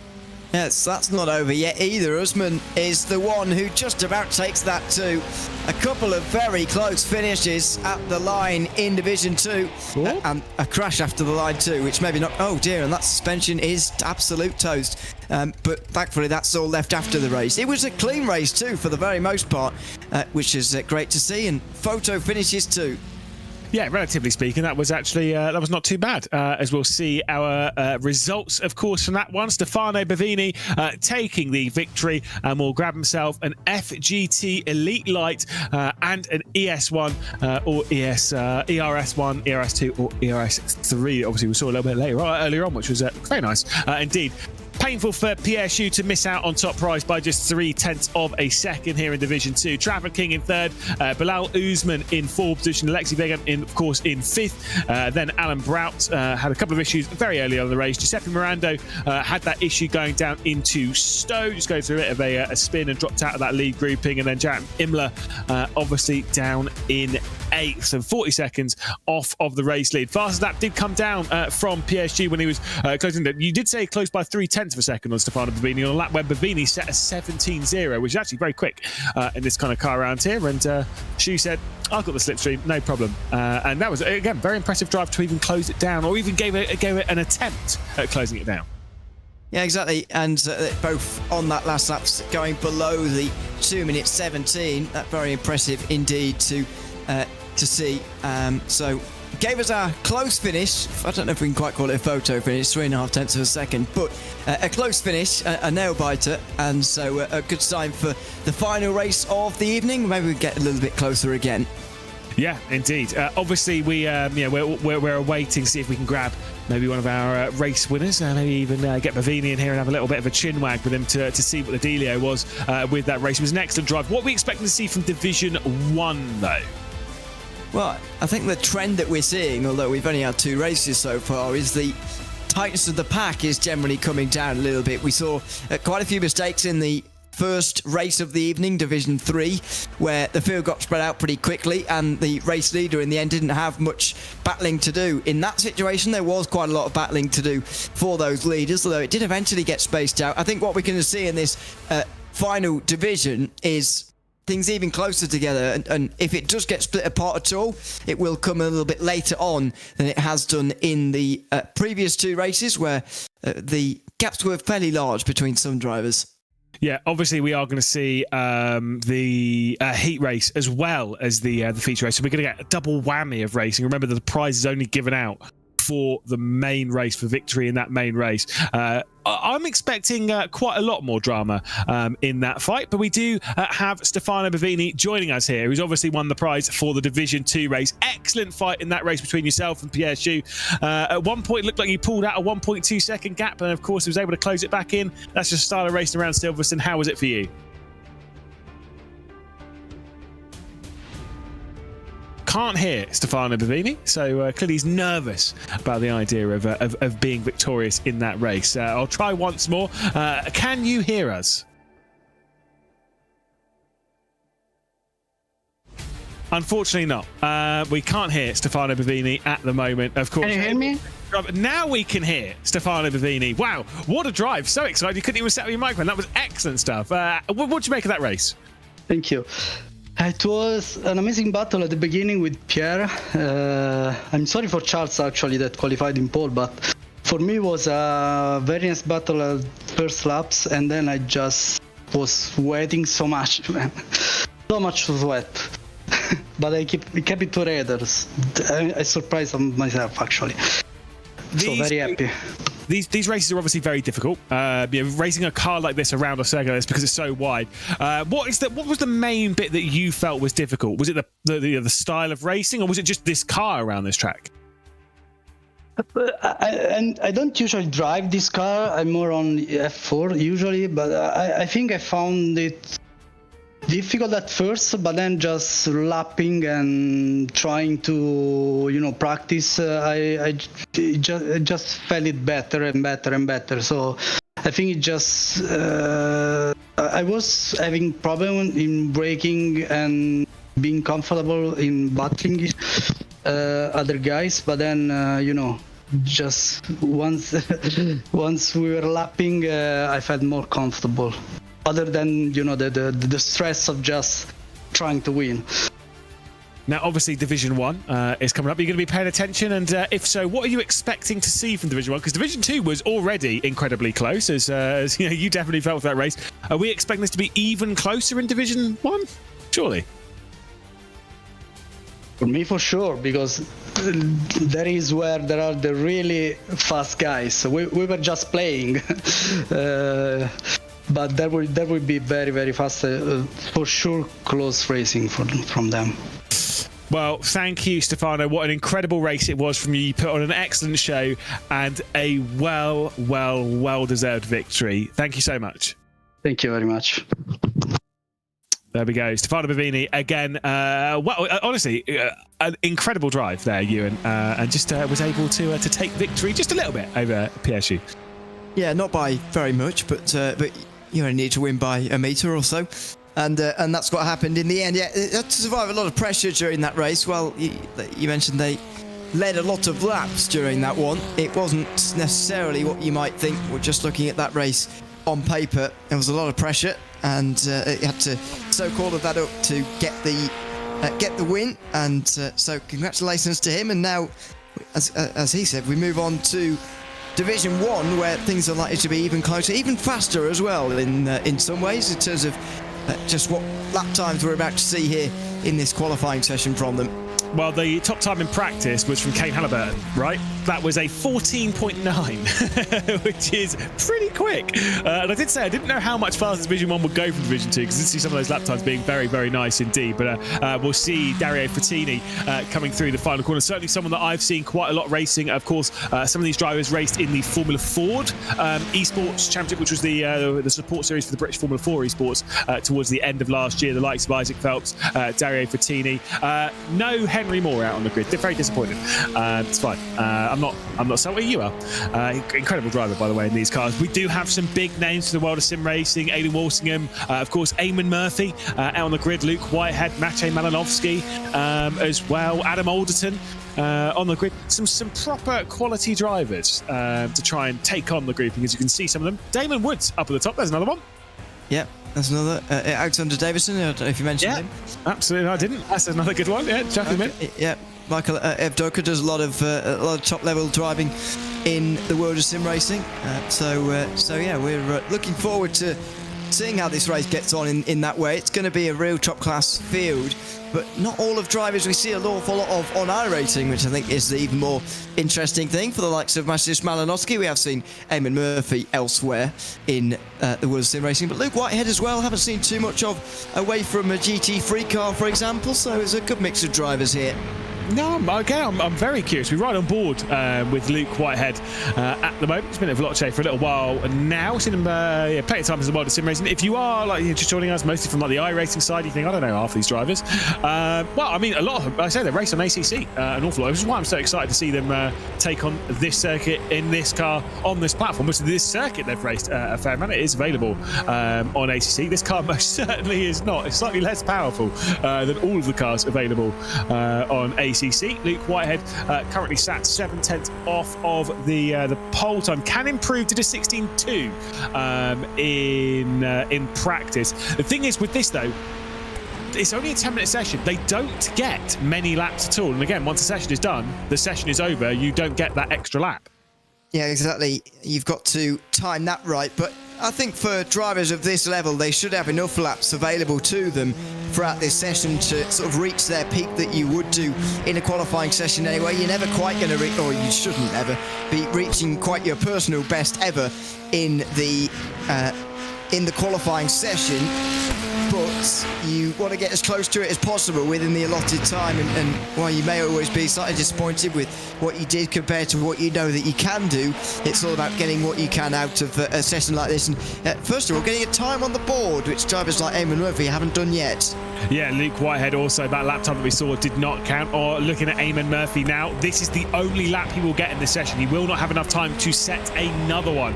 Kane Halliburton goes up to the top of the session with a 15.8, first driver to break into the 15s in this session. Alexander Davidson a little bit behind. Isaac Phelps improved to, I think it was second, has instantly been dropped back down to fourth position. So Maciej Malinowski also improving a few up the order, and now down to 15th position courtesy of other improvements. Is this lap time going to be any good from Eamon Murphy? I don't know if we've got his webcam. Is he wearing his pink headset? That's the big question. It is. Have you seen it? I think so, yeah. It's bright pink.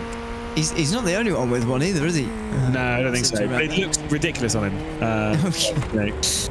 Well, we'll see if we get a look at him later. We might not, though. Not everyone is available, I don't think. Here's Eamon Murphy over the line, though, in the first lap time anyway, and only it's going to be 9th place. The time on the board, 8 tenths away from pole position, which is quite a spread of field, but it's not going to look like that particularly by the time we get racing.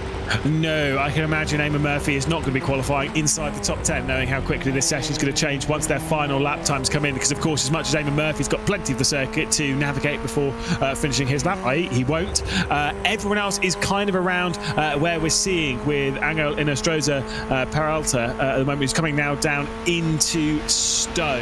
Very close on the time, so we expect this to get much closer. Big snap of oversteer, just a touch as he got onto the brakes and the weight moved to the front of the car. Yeah, it's a real balancing act in these cars, which do not have the downforce that the cars that these drivers, I guess, would otherwise be driving really do have, and so it's a very different way of driving for sure. Isaac Phelps improves up to 2nd place. Aidan Walsingham doing a good job as well. So many improvements as we get towards the end of this session, and Peralta doing one as well, putting what time onto the board, just inside the top 20. Whitehead improves into 6th position. Damon Woods has called an end to his session. 3,000 of a second between the top two make that 213 thousandths between the top two, because Kane Halliburton improved by 2 tenths of a second. Eddie Bestwick now into 6th position. Another one of those drivers that we saw out in the Formula Fords in again the British Formula 4 Esports Championship last year. Caleb Hades goes into 9th, so just moves inside the top 10 now. Murray Adams improves and goes into 12th position. Eamon Murphy dropped back down to 15th towards the end of the session as it does come to a close, and Kane Halliburton will be the driver on pole position. But of course, this leads into the qualifying race, which sets the order for the main race. 15 minutes still to come. Kane Halliburton on the pole position. Isaac Phelps just 2 tenths off in 2nd position. Damon Woods in 3rd. Alexander Davidson in 4th position, with Dario Frattini and Eddie Bestwick rounding out the top 6 positions rather. Luke Whitehead improved and up into 7th position late on in the session, with Spinell, of course, in 8th, then Hyde, then Walsingham in 10th, with Evdoka and Murray Adams rounding out the top 12. Kabaki, of course, with Brian Kelly, then Eamon Murphy down in 15th, see what he can do 1 second off the pole. Brumett, and then, of course, Friedman, Christiansen as well in 18th position, with the final positions inside the top 10 being Zoretz and, of course, Noakes in 20th position. Maciej Malinowski with Peralta, then Hanega, of course, with Marriott just down here. Still more drivers to come. Of course, we've got Hansford Taylor, Robert, then Whitehouse, Barry, Parashi, and of course Adam Alderton. Wow, way down the order. Did not get qualifying done there. Leonage, Ferraro, and of course Heel. That is a big grid, much bigger than the 2 previous ones, even put together. Yeah, it is bigger than the other 2 put together, so that's an indication of what we're going to see in terms of action throughout the day, because it's a lot of cars piling down into this first braking zone of the day. We did see Division 2 drivers get through there very nicely indeed, and hopefully we can get a repeat of that as we get the first race of the first division underway. Yes, indeed. 15 minutes in this race should be 6 laps, maybe 7. We'll have to wait and see. Either way, they're going to race their way down towards the first corner. This is certainly not going to be clean. There is going to be some form of drama. There has to be, even within the talent levels that we've got. We are underway then for the heat race, the qualifying race as such. Kane Halliburton with an absolutely excellent start down towards the first corner. Isaac Phelps feeling the need to defend from those behind of Damon Woods and Alexander Davidson as they work their way through the first turns and then up the hill down towards turn 3, where we saw plenty of struggles in the previous race. Someone flickering around about the 20th position, but it is going to be Kane Halliburton leading. Big slide there coming in from Isaac Phelps, though, who's got a big dive down the inside coming in from Alexander Davidson, who's gone from 4th to 2nd.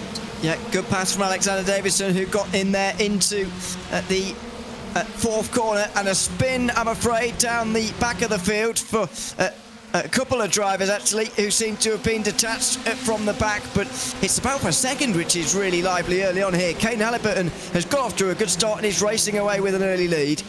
Indeed, excellent stuff there. And is that lead going to grow anymore? If it does grow anymore, then maybe he's going to be running away for a victory. I don't think Alexander Davidson, Isaac Phelps or Damon Woods will want to see that one.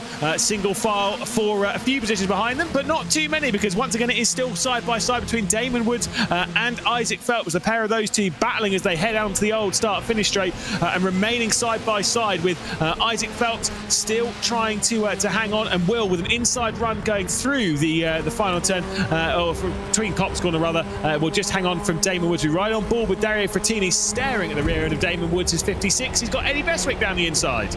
That was surprising. He wouldn't have got very much space on the outside there either, I'm afraid, through Maggots and Beckett's either. So it's a good job that he backed out of that one and decided to tuck into line. But the most important thing for all of these guys who are hoping to step towards the front here in this first race is that they're all in the front group, and they've all got that chance to stay towards the front by the time the second race, where it really matters, begins. I think Maciej Malinowski was the driver who you saw in the background squiggling all over the exit of Chapel Curve, and so Maciej Malinowski's time in iRacing is not going so well. Aidan Walsingham has got almost inside the top 10. Was going side by side with Murray Adams there, going through the exit of Stoge a few positions back. Dario Frattini having a little bit of a battle with Luke Whitehead, who's trying to work his way past, and Whitehead will move through on the inside line. Frattini's getting squeezed out almost onto the sausage curb on the exit of the Vale chicane. Well, that's the worry, isn't it? You've got to leave even more space than you normally would on the outside there if you're going side by side like that, because of that sausage curve.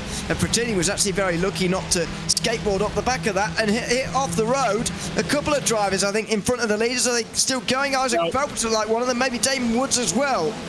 Indeed, Phelps and Woods both out wide going through the first turn, courtesy of a bit of contact, I believe, between the pair of them. I think they might have just got tangled with each other. We said how easy it is to do in these cars. If you do get that tangle, you're just basically locked together on that race through the first turn. So that might have been what's happened. Either way, it's a big gap now between third and second, which means that I'm sure this fighting is going to be absolutely electric for third position, the final spot on the podium.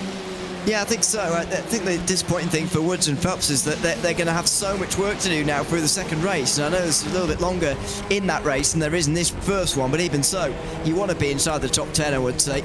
If you want to win, oh dear, that could have been a lot worse for a whole load more drivers. It's a good save from Matthew Hansford-Taylor, who had to have good hands there to save the car, and he actually gains places because Luke Whitehead is among those off the road at the field. Same with Eamon Murphy, who's dropped right the way now down to 16th position. Not sure what's happened to Eamon Murphy. He's in a little bit of struggling coming off the corner. I think he might have gone out wide. There's a clear at him. Woo! And there's someone launched. I think that might be Kabaki. Absolutely launched into the sky and still bouncing his way down. Perfect impact. Oh my word, that's a real bone shaker there, and I'm afraid that's going to be right down towards the back of the field for that driver that is cartwheeling down the road and can't seem to stop. Well, I've never seen anything quite like that before, but a real bone shaker. Well, that's an understatement, I think, really. Oh yeah, it just kept going. It just kept bouncing, kept landing on that suspension upside down, just getting sent up the sky. Excellent. And early on was getting carried down the road by someone as well early on. So I don't know what was going on there, but it's not good news for anyone, to be honest. The whole point of this first race is to maybe improve on your qualifying position a little bit, but for goodness sake, don't crush out. And unfortunately, that is advice that's not been followed by a lot of people. We're only 2 laps into this race. We've only completed 2 of them. We've already seen our fair share of drama, and Damon Woods is into the pit lane to obviously have some damage repaired. Again, they do have a fast repair, and you can see him march up. To be fair, I thought that car was going so fast. I didn't think he was paying attention to the speed limit there, but no. I'm pretty sure these cars don't have a pit limiter. I'd be shocked if they did. Like, try not to, but maybe they don't. So that's something to get your head around. This is what happened on lap number 1. Oh dear, that's an odd one.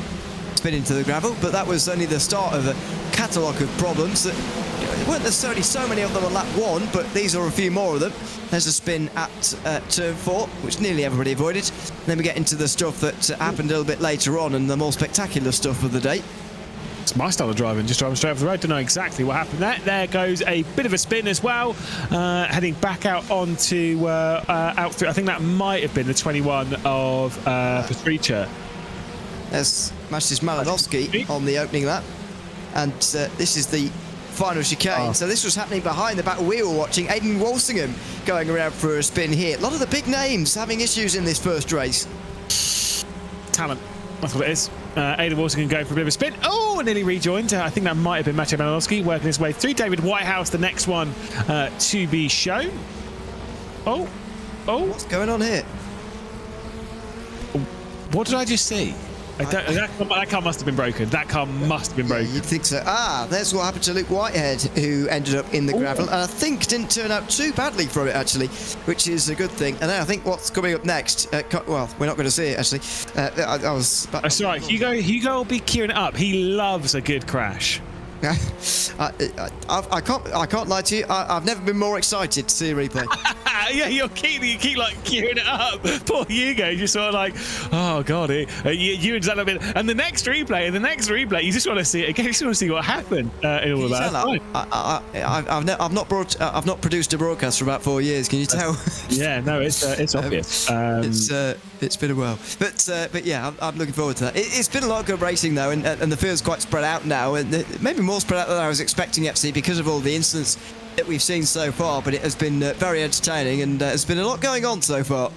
And just remember, there is no prize for this race. This race only sets the grid for the feature race, which follows after this, which will be 25 minutes around the circuit. This one being just 15. Here you go.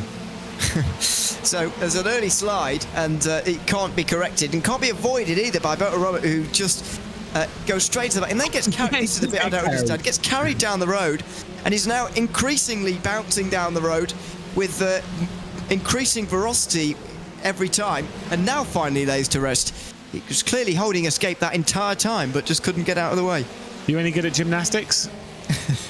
Clearly, Berto Robert is. I think it's a solid no.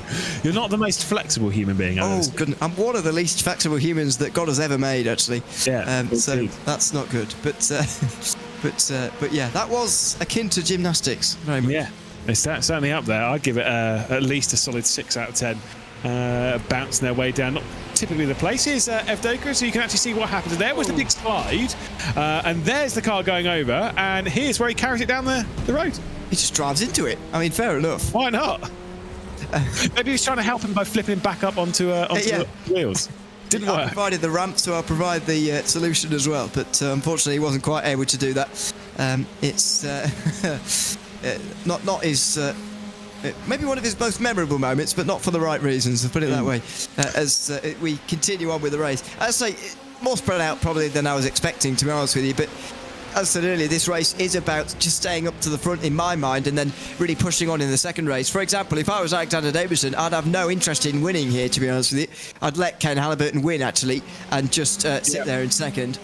Except the front row.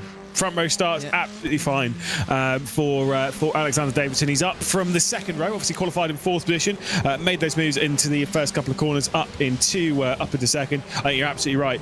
Settle for second. I mean, sure, I might go for it later on in the race if it's a no risk move, but right now I'm happy with second. Maciej Malinowski not clearly happy with currently running in 16th. He wants to take over 15th, which he does indeed do so. There's Eamon Murphy having a bit of a moment.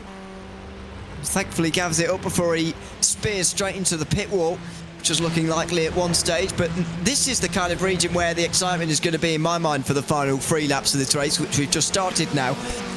these guys need to make up places, to be honest, because you're a long way back here. For a driver like Eamon Murphy, who's got maybe the speed and certainly the sim racing pedigree to be competitive and searching for wins in a field like this, well, he's got to move up from where he is right now to be in contention, as Alexander Davidson completely foregoes our advice and goes into the lead.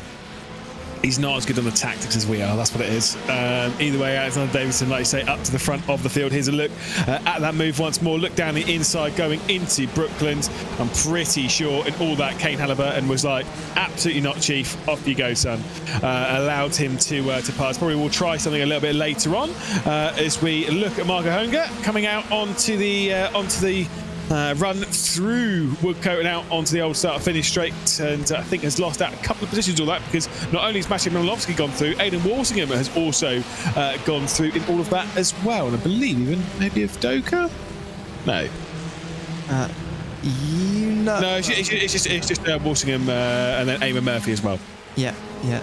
So lots of drivers who should be a lot higher up than they are at the moment, languishing a little bit further down. Are we seeing this race really outline two favourites, Alexander Davidson and Kane Halliburton, I wonder here, because not only are they leading by some distance at the front of the field, they are also, I would say, the drivers with the most pedigree inside the top 10, because a lot of the others who I would expect to have challenged them have had incidents in this race.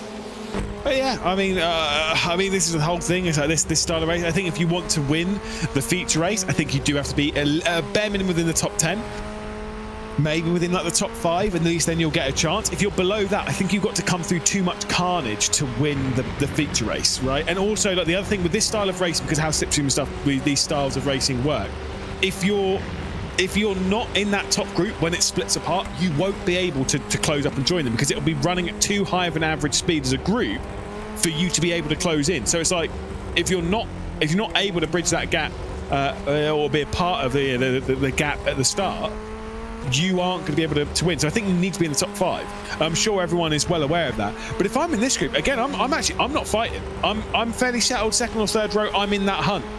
They don't care. No, they really don't. I guess they're just all having a bit of fun, I suppose, which is kind of the idea. But unacceptable. So, having fun? What are you doing? I don't know. I would do the same. I would be sitting here in the group, not being boring, actually, is what I'd be doing. but thankfully, these guys are being exciting and battling with one another side by side a little bit for third place. Wonder how long that will really go on for. I mean, they are only one lap away from the end now. It will be the final lap when they cross the line next. So, well, they're just going for it anyway, despite the fact that, if you were going about this purely logically, then I don't think it's really worth battling like they are at the moment.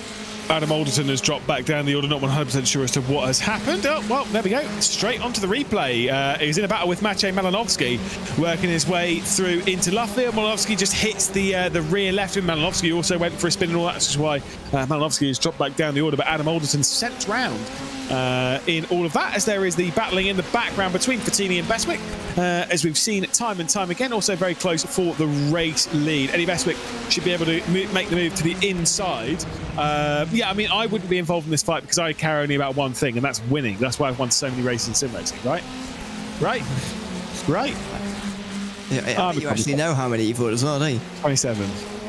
Wow, you knew that straight away. Yeah, that doesn't account for official races or anything. That's like league races. Yeah.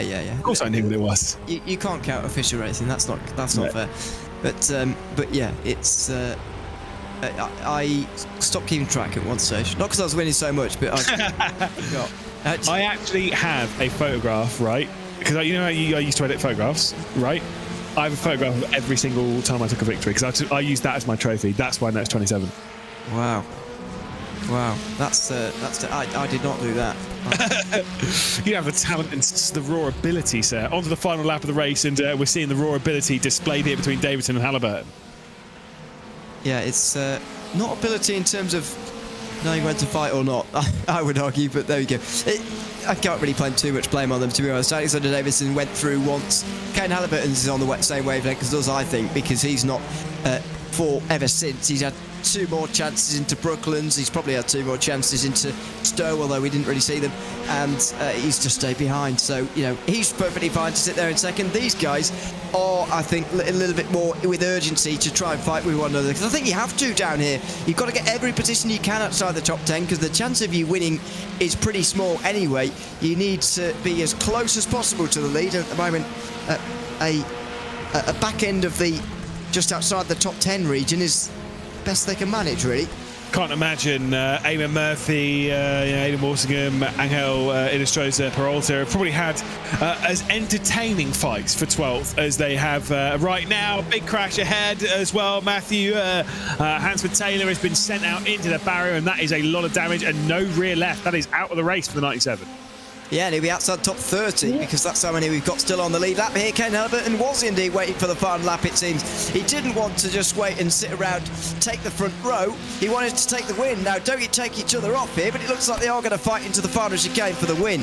Yeah, obviously there'll be the fight for 3rd position as well. This is just to decide who's going to be starting from pole position for the feature race. And it seems as they head through the final corner, it will indeed be Kane Halliburton. There's going to be side-by-side between the pair of them. High risk, high reward here coming in from Alexander Davidson, who's got an inside run going through the final corner, separated by 1,000 seconds. Literally 2 of them. Alexander Davidson wins the heat race here by the smallest of margins with an unbelievably risky move. Fantastic stuff. Eddie Bestwick and Dario Fottini across the line, separated by not much either.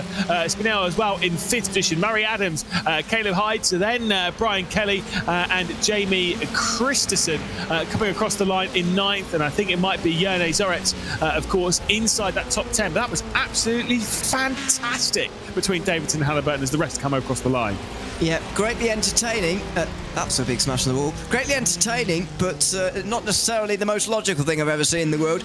It was high risk, but that was what has decided the pole sitter for the feature race, where the prizes are won in a few moments' time. It will be a longer race, a little bit, of course, but I'm surprised Alexander Davidson wanted so desperately to start that race from the front, when realistically, it's a very small margin, and they're going to be battling in exactly the same way in the feature.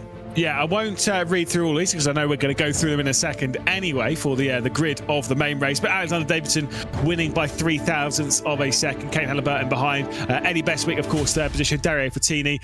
Sam Spinell, of course, in 5th position. Murray Adams, Caleb Hyde, then Brian Kelly. Jamie Christensen, obviously, in that 9th position. And then the top 10 was rounded out by Zorech. We'll let the rest of them filter their way through and maybe spot who's a bit lower down. Maciej Malinowski, 6th position. Eamon Murphy did manage to at least hang on. Almost got himself inside the top 10, but 11th position is all he'll get.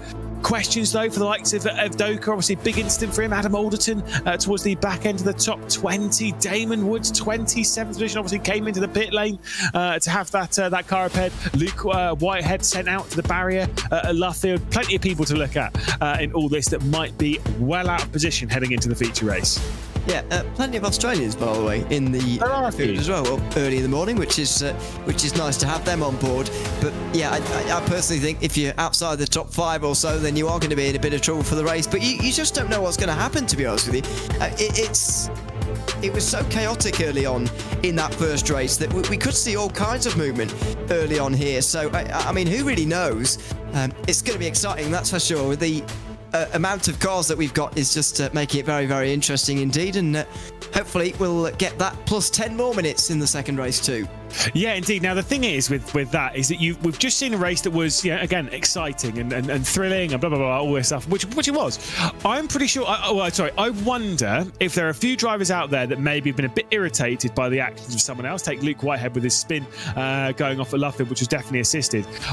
We obviously, that was a race where nothing was really won when it comes to prizes, just track position. We now move into the race where there is a prize on offer, obviously for the top placed finisher. Now tensions might be boiling over a little bit, for a couple of our drivers, because they've done one race. Now they move into the next one. They might think, do you know what, that guy, I'm having him off. That's certainly what I'd be like, right? Yeah, I mean, it depends how these guys are going to view that in terms of, are they going to view their incident as this is someone else's fault and I'm not at blame at all for any of this, or is it going to be, well, I probably shouldn't have done that, or, you know, whatever it is. So it very much depends what you're sort of holding within yourself on the way into this next race. There will definitely be a little bit of animosity going in between a few of the drivers, but it is a new race. You wipe the slate clean in some way, and you've got to focus on moving forward as quickly as possible, because I think, once again, it's going to be about making that front group. And based on that first race, you might even have to be on just the front row to make that front group, because Alexander Davidson and Kane Halliburton are looking strong and they're looking quick at the front. Yes, indeed. Well, we've got about 5 minutes of warm-up left to go, so we're going to have a bit of a breather before what is going to be a very chaotic final race here. Of course, we've been through Division 2, been through Division 3, saw some exciting racing that. The heat race here in Division 1 was absolutely fantastic. I'm sure we've got 25 more minutes of chaos here at Silverstone.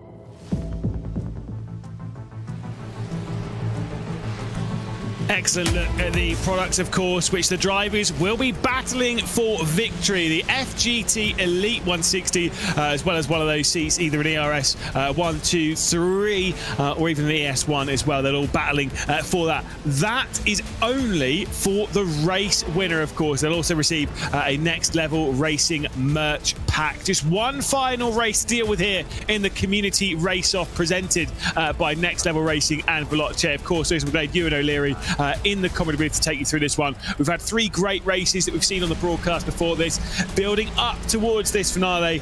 I mean, it was 3,000th of a second that separated first and second in the previous race. Ewan, do you think we're going to get that one again? Well, it's going to be pretty difficult to go closer, isn't it? But I think we're going to be seeing a similar closeness of what the racing we just saw anyway. I mean, whether it's going to be between Alexander Davidson and Kane Halliburton, it's going to be interesting to see. I don't think they're the only 2 drivers who can run at that pace, actually. So maybe someone else can stay with them on this occasion. But once again, as I said before the break, it's about making the front group. Who can do that? How many can make it? That's going to really define this opening part of the race, and then you get into the second phase when we get that battle and we get what is hopefully going to be a close finish, just as we got in that first race. Well, there was only 3 drivers that qualified in a 2-minute 15, right? Which obviously Kane Halliburton was one of them. Alexander Davidson was another. They both got a 15.6 and a 15.9 respectively. The 2 other drivers that did, that I might be on that kind of pace, Damon Woods, who finished down in 26th position, a minute off the race lead, and then Isaac Phelps, who retired from the race, finishing obviously down in 33rd, or not finishing rather, down in 33rd, so we'll be starting this race from that 33rd position. So the reason why I say that is that the 2 other drivers that might be able to at least keep up on paper pace-wise are starting right the way down the back of the field. And in that race, movers and shakers, there weren't even really that many that moved up an awful lot of positions. Jamie Christensen moved up 9 positions to go from 18th to 9th. Same with Yone Zarech as well, who finished in 10th position, moved up from 19th position up to 10th. But not many other big changes. It is a tall order to move up on a big day like this. It is a really big tall order, and the chances of you making the front group when you're so far down is so small that I think you can almost write your chances off, which is unfortunate, to be honest with you. But you know, you've got yourself into that situation. Unfortunately, that's just the way that it is. What you've got to do is work your way through as best as possible, and just see what happens. Well, let's take a look at the grid then for this race. Alexander Davidson will be starting it from pole position after taking victory by 3,000 a second over Kane Halliburton. Eddie Bestwick in third with Dario Frattini in fourth. Spinell, of course, in fifth. And then Murray Adams rounding out the top 6 positions. On row 4 is Caleb Hyde and then Brian Kelly with Jamie Christensen moving up 9 positions in the previous race, same as Yone Zarech, of course, in 10th. Eamon Murphy to 11th position with Barrett Brummett, who we saw plenty of times in that race, showing some excellent some driving. Of course, Henry Mackenzie Friedman and then Angel Inostroza Peralta. Honger starts from 15th position with Maciej Malinowski in 16th position. Aidan Walsingham, then Evdoka. Adam Alderton, who's messaged me saying he needs to get his elbows out a little bit more in this race. He starts from 19th position with Matthew Heel. Then we've got Rob Marriott, Luke Whitehead from 22nd position with Kabaki, then Pasricha, Noakes Woods, and the rest of the field. They're already jumping straight into the race because we are racing our way down into the first corner. Davidson leading us off with Kane Halliburton in 2nd position. Excellent start there from the front row of the grid, side by side between that 2nd row with Frattini and Bestwick as they head their way through the first corner. I think it might be Frattini coming out on top as there's already big drama in the background. Oh, that's a big whack. It's a big hit as well, unfortunately. There's not a lot you can do when you're in the midfield, and that's another danger of starting towards the middle or the back of the field. Not least about not making the front group, but about getting involved in stuff like this. Yeah, indeed. Look at this. Saw Adam Alderton there who, like I say, he messaged me saying he needs to get his elbows out. I said, do it then. He said, fine, but don't what was he say? He said, don't blame me when I retire from this race. I think he has now retired. Yeah. And also, I think he's going to be blaming you, actually, as it turns out. But there we go.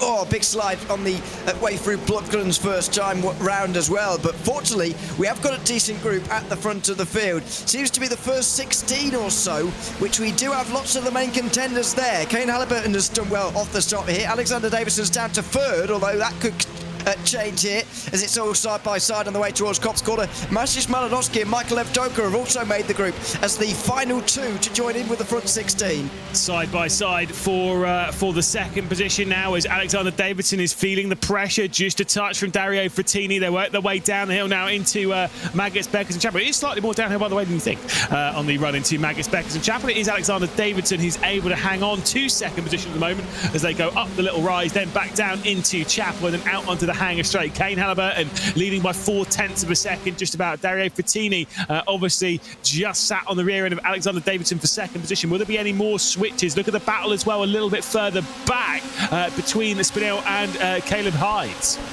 Yeah, there's all going on up here in the top 5 or so, although the front 4-ish are single file. They'll sort themselves out a little bit further down as well as Brian Kelly goes very wide through Stowe Corner. He'll lose a few places on the run down towards the chicane as well, as they need to be careful on the way into this braking zone next. They'll filter through, not quite all make it through though. Murray Adams goes around.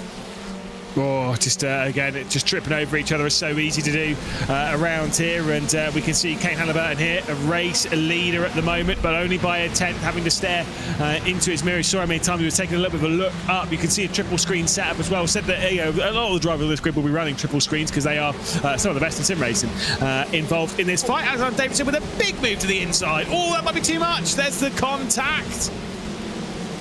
It's on the very limit of too much, I would argue, but they're all going to get the better run on Halliburton now, who had a really tight line on the way into turn 4. Dario Frattini's going to have the best run of all of them here. Is he going to make it 3 wide into Brooklands? Well, I mean, potentially, here he goes. Dario Frattini is going to carry that speed and might be able to clear the pair of them before they even get into the braking zone. The outside line seems to be pretty quick into here, though, and Dario Frattini does indeed hit the front.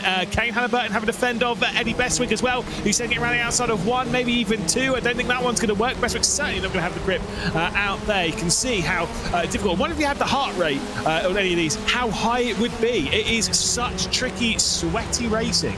Yeah, it is, but at the same time, you know there's more than 20 minutes to go, and likely more than 20 minutes of this. So how worked up are you going to get about this early on? Maybe it is just going to be a race of 200 heartbeats a minute for the for the 25 minutes. We'll wait and see. But side by side, right in front of Kane Halliburton again, who's fended off Bestwick quite well for third place. He's now watching side by side for the lead as Dario Frattini tries to get into there for the first time. Yeah, indeed, Frattini's still able to fend off Alexander Davidson just for now, but let's be honest, there is going to be some big moves here. Kane Halliburton trying to get the run coming out onto the hanger straight. Hasn't quite got the drive off. I think had to lift out a little bit, and Eddie Bestwick might pounce on that one. The slipstream coming in from Alexander Davidson, who pulls out to the left-hand side, gives the slipstream over to Eddie Bestwick, who's going to make it 3 wide coming down into Stowe. It's going to be bad for Frattini. He's on the inside, losing out not one. Oh, he's still actually going to be able to fend off for the race. That had to be a big send for Frattini. And Eddie Bestwick might be up to second. How difficult are they going to be on the brakes in the Vale? Oh, there's such a tight line on the way in on the inside there, and a big slide for Eddie Bestwick as well. He just hacked onto it, but goodness me, that could have ended up in a big accident multiple times over. Dario Frattini will lead a lap, though, for the first time. We've got a more designed front group now of 7 by looks of things. Maybe Eamon Murphy can get in here too. Go on, Eamon. No, we're not biased in Comedy Booth, but I would love to see Eamon Murphy as a part of it, only because I love the memes as well. See him try and glide his way back in. Here comes Frattini with a big send to the inside. Might be contact here, but Eddie Bestwick says no thank you, and is now definitely the race leader as they work their way through Village and the Loop. They've also got a little bit of lap traffic to navigate in all this as well, which might be causing a couple of problems. Side by side for the race leader is Bota Robert, of course, who was the driver who flipped up onto the roof. However you want to put it, going out of cop in the previous race. His own head, yeah. His noggin. It's not nice, but he's thankfully on all 4 wheels. It's time. Whoa! There's a crash. Well, oh, you always wondered it was going to happen, and Kane Halliburton's shouting at his screen, either himself or someone else, and unfortunately his front left is absolutely toast, and so, well, he's not pleased. Look, put it that way. No, indeed. When you'll see on a replay, all it was is Alexander Davidson driving a little bit too hard into the corner and catching quite a slide. Unfortunately, when he caught the slide, he only had one place to go, straight into the side of Dario Frattini. Easily done, but is what it is. There is now, the group is 5 for the race lead. So Bestwick, Hyde, Murphy, Davidson and Christensen, who's in the 5th position. A little bit of a gap back to Friedman as here's Damon Woods on his right up the order. Damon Woods into 9th? Wow. How has he managed that? Well, by overtaking people is how he's managed it, but... Weird. Very good. But yeah, wow, that's an impressive job. 8th place now. I just wonder whether this gap here on your screen is too big. Are we seeing a front 5 and no more than that? Or can someone like Damon Woods catch this group? Because he is clearly quick. Yeah, indeed. So let's see. Here's another look on the replay. So you see in the middle of your shot, just as I say, it's so close for Alexander Davidson to being really good. Obviously, he's still running in 3rd position. Awkwardly enough, it's one of those scenarios where, in a sense, the person who caused it, in big air quotes, obviously, like it's not like no malicious or whatever, but he did overcook the car a little bit. He's now side by side with Eamon Murphy. The one who caused that incident is the one that's still in the race. Everyone else has basically had the big issues. Pay the price. And I think a lot of drivers as well, by the way, do actually place a lot of blame onto someone, perhaps even more blame sometimes to someone who's out of control with their car. So I don't know how the others are going to be viewing that particularly, but it is a weird way that motorsport works sometimes. This is a look from onboard with Caleb Hyde, who was on the inside and slips straight through into 2nd position as a result.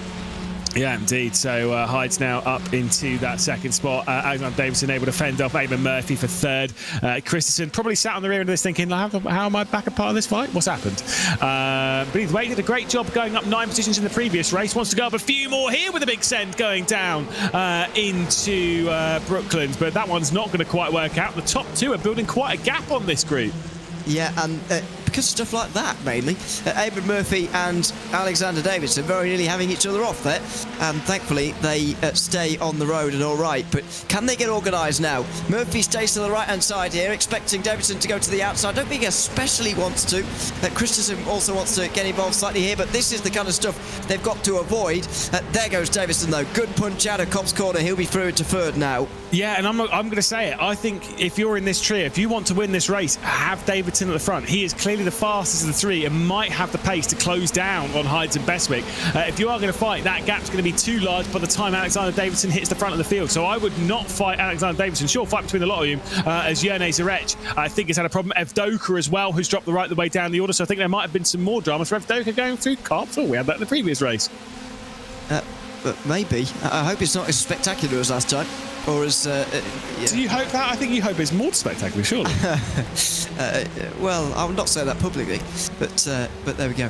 Alexander Davidson straight back through again. I don't think they've got the idea of organisation here at all, because I think you're right. Davidson at the front is probably the best way and the fastest way this is going to go, but Murphy fires it down the inside. Contact made, up on the curve for Davidson, who's not given a lot of room to Murphy as a result, and Christensen goes through on both of them. And through goes Christensen. It's not quite as catchy as through goes Hamilton, but that was up there with that kind of move. Just snuck it straight back down the inside, and Bosch up into third position. Eamon Murphy, who is a quality driver, has had a real slow. I think he's got a slowdown. Oh, as Christensen and Davidson are now going for a massive crash going through T1 at Abbey, and Alexander Davidson denied won by 2,000 a second, denying Kane Halliburton. He's now out of the main race and will take nothing from this event. I was going to say Eamon Murphy is a quality driver. Obviously, we did see him win the Intercontinental GT Championship, of course, part of SRO Esports in 2022. I don't think it was last year. I think it was the year before.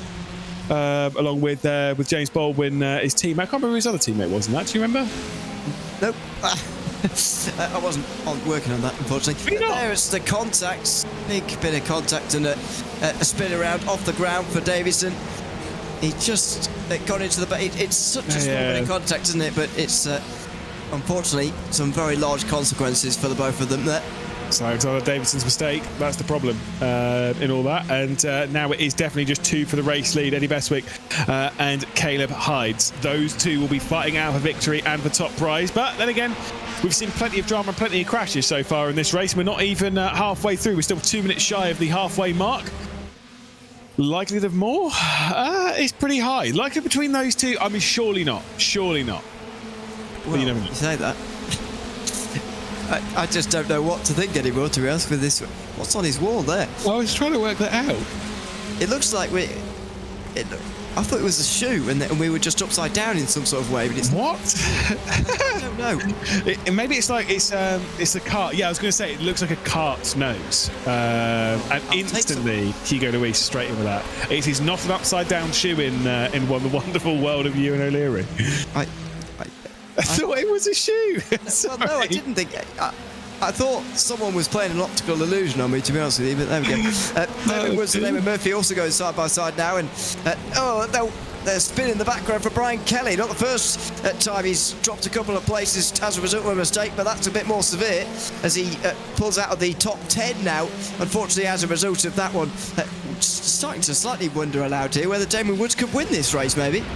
I mean, he's 5 seconds shy and he's got 30 minutes to do so. Maybe he's got the pace. Certainly can get into those 15s, but it's only like half a second or so fast in the top grouping as this will be side-by-side. Yerne Zarech to the inside going through Abbey. Obviously, Aidan Walsingham, by the way, came in the pit lane. Saw a car coming out of the pit lane in the background. That was Walsingham, who has returned to the pit lane, clearly to do some damage repair or maybe even serving a drive-through penalty of some description. Brian Kelly and David Whitehouse now going side-by-side as we keep our eye on Brian Kelly in the bottom right as well. He looks pretty calm. Yeah, it looks relatively so. From decoration in the background to absolutely none. We go with the cameras, and there's Davey Whitehouse as well, inside the top 15, just about in the race at the moment, and looking for a 14th indeed. Oh, it's a big slide though, and unfortunately a move that's very much gone wrong. Now making sure that you don't rejoin in front of anyone else, and just about manages that. He's got the Yuri Toman driving position though down right, so at least learning from some sim racing is best. To be way closer. That's true, he does need to be way closer. If you can't steer the wheel with your chest, you're not a Yuri Toman. Absolutely. So bizarre. So bizarre. I love you, Damon, but I'm like, what are you doing, son? Anyway, Matej Malinovsky here trying to squeeze away past. Another spin in the background. Who was that? Was it Christensen? Oh, such a shame. Christensen had been going so strong until this point. He was very much on the fringes of a podium, I would say, in a battle for a podium indeed, at times earlier on, but now that's gone from bad to worse. He's now outside the top 15, unfortunately for him, so a real shame to see. There's the movers and shakers. Look at the amount of places gained for Damon Woods. Goodness me. He might lose one here, and he does, to Eamon Murphy, who just seems to want to fight with everybody always. That is classic Eamon Murphy. I've never seen him not take on a fight. He's not, I'm going to play the long-winded battle here. It's always full on elbows out. Oh my goodness, what a slide there from Damon Woods. We ride on board a little bit behind, of course, I think with Freeman staring at the rear end of... Is this Isaac Phelps, actually? Oh, no, it's Freeman. No, it's fine. It's just same. That's fine. My brain. The thing is, I don't know where he is, to be honest. I thought he would... Oh, he retired from the race ages ago, actually. No, I'm looking at it. Right. I was going to say, I would have thought he would move forward at roughly the same rate as Damon Woods, since they were running together for a lot of the first race, but obviously would have had to start down the back together. Damon Woods having started outside of the top 25 in this feature race today, so unfortunately he's not quite been able to follow Woods through, but... I mean, you've got to hand it to him. Even if it is going to be a maximum of a third, Damon Woods has done a very, very good job here. Even just to get through the carnage of the opening laps, to be honest, is a job in itself. He's read it brilliantly, and once again we'll be trying to find some form of defence to Eamon Murphy, who is using that Irish grit just to throw himself back into the mix. I do love a little bit of Eamon Murphy. Mostly because I've not seen anyone. For one, he's an older lad. He's my generation of people who don't understand this young speak. If he'd have heard that someone was streaming on TikTok earlier on the race, he'd have said, "What's TikTok?" He wouldn't have said that, but we can't say exactly what he said. Frattini! As Dario Frattini's race goes from slightly bad to slightly worse as he goes for a spin at Copse Corner. He'll hang on to a top 10 now, I think. Just about. Oh, Willie, Murray Adams is coming up, and no, in fact, won't. He's finding it hilarious. Pretty resigned to the fact that he's having a spin there, just smiling to himself. Yep, gave the group an Irish goodbye. Don't ask Eamon Murphy what an Irish goodbye is. No, even if he is Irish. Yeah, even if he is Irish. As I explained it to him once, and he said, "Oh yeah, no, fair enough." He just didn't know what it was immediately. That's fine.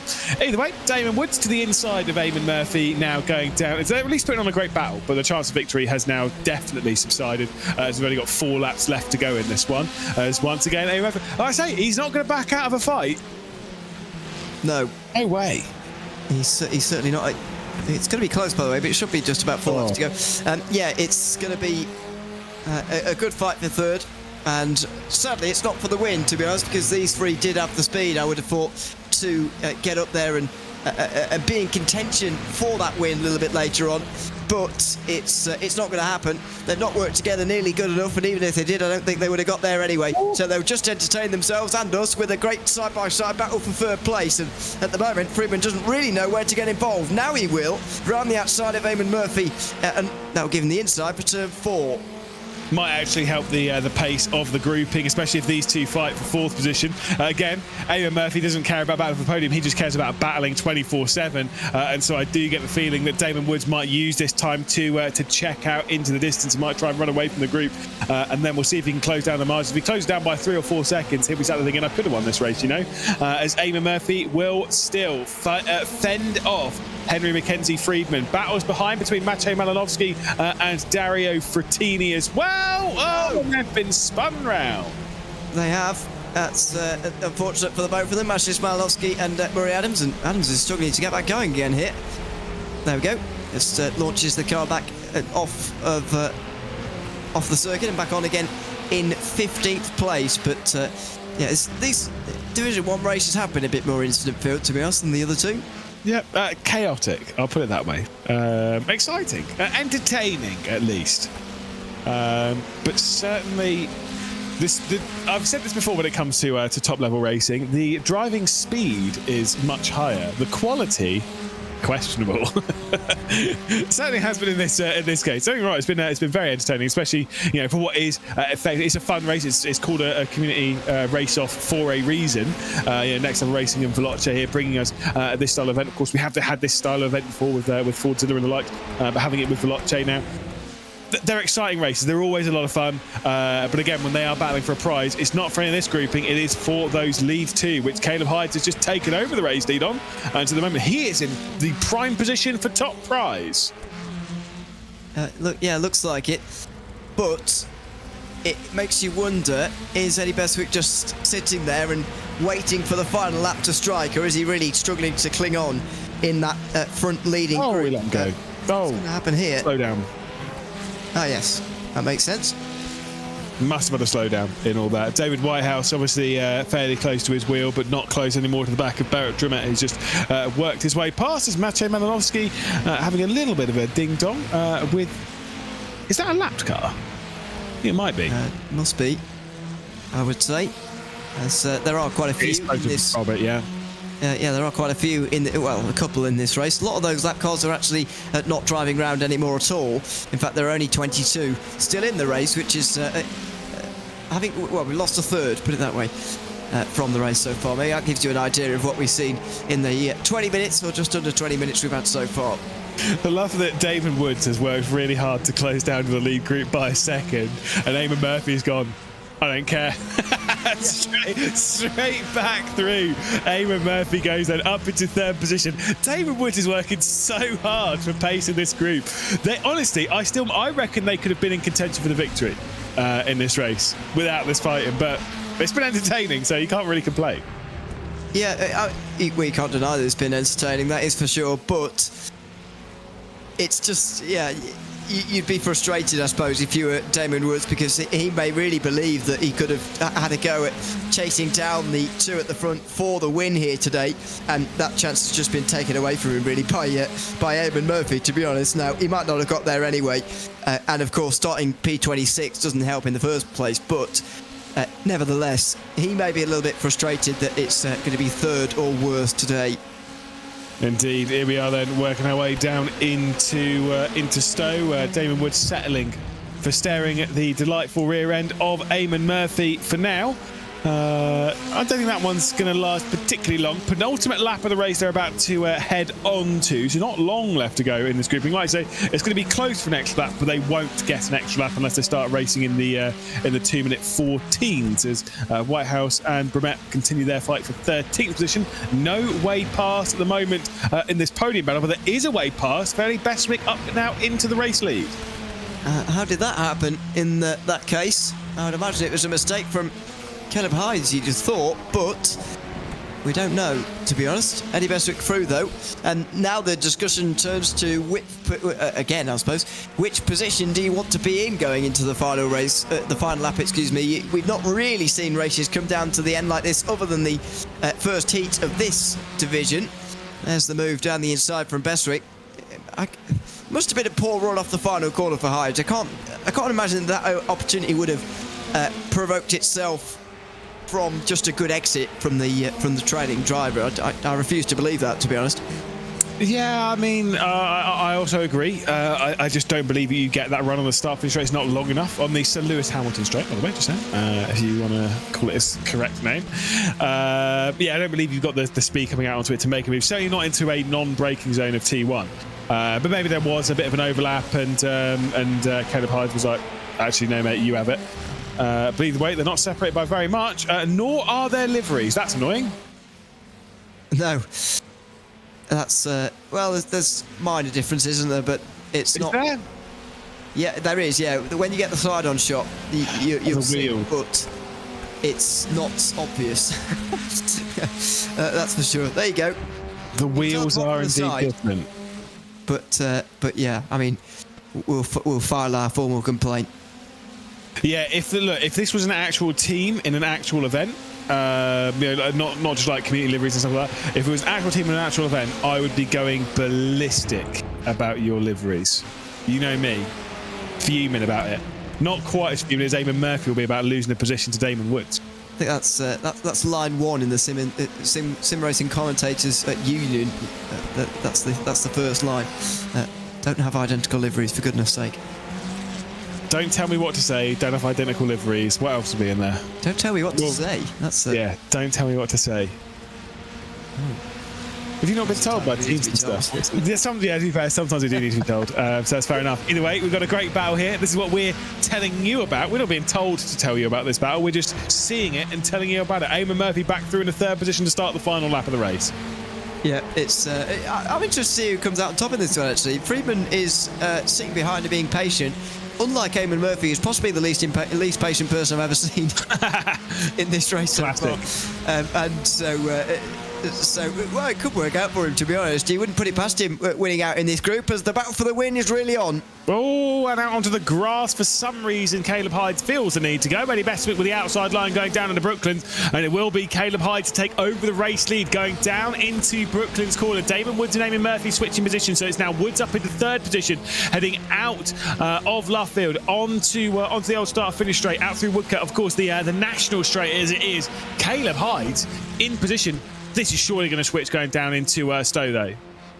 Well, it's going to change at least once, I would have thought, because they'll be side by side, but it's about who comes out the other side okay, I think, and about keeping the momentum. We talked earlier about these being momentum-based cars. How can you keep that as high as possible when you're going side by side? That's going to be the real battle. When they get to Stowe Corner, it's going to be about that in this battle as well, when they're battling for 3rd place.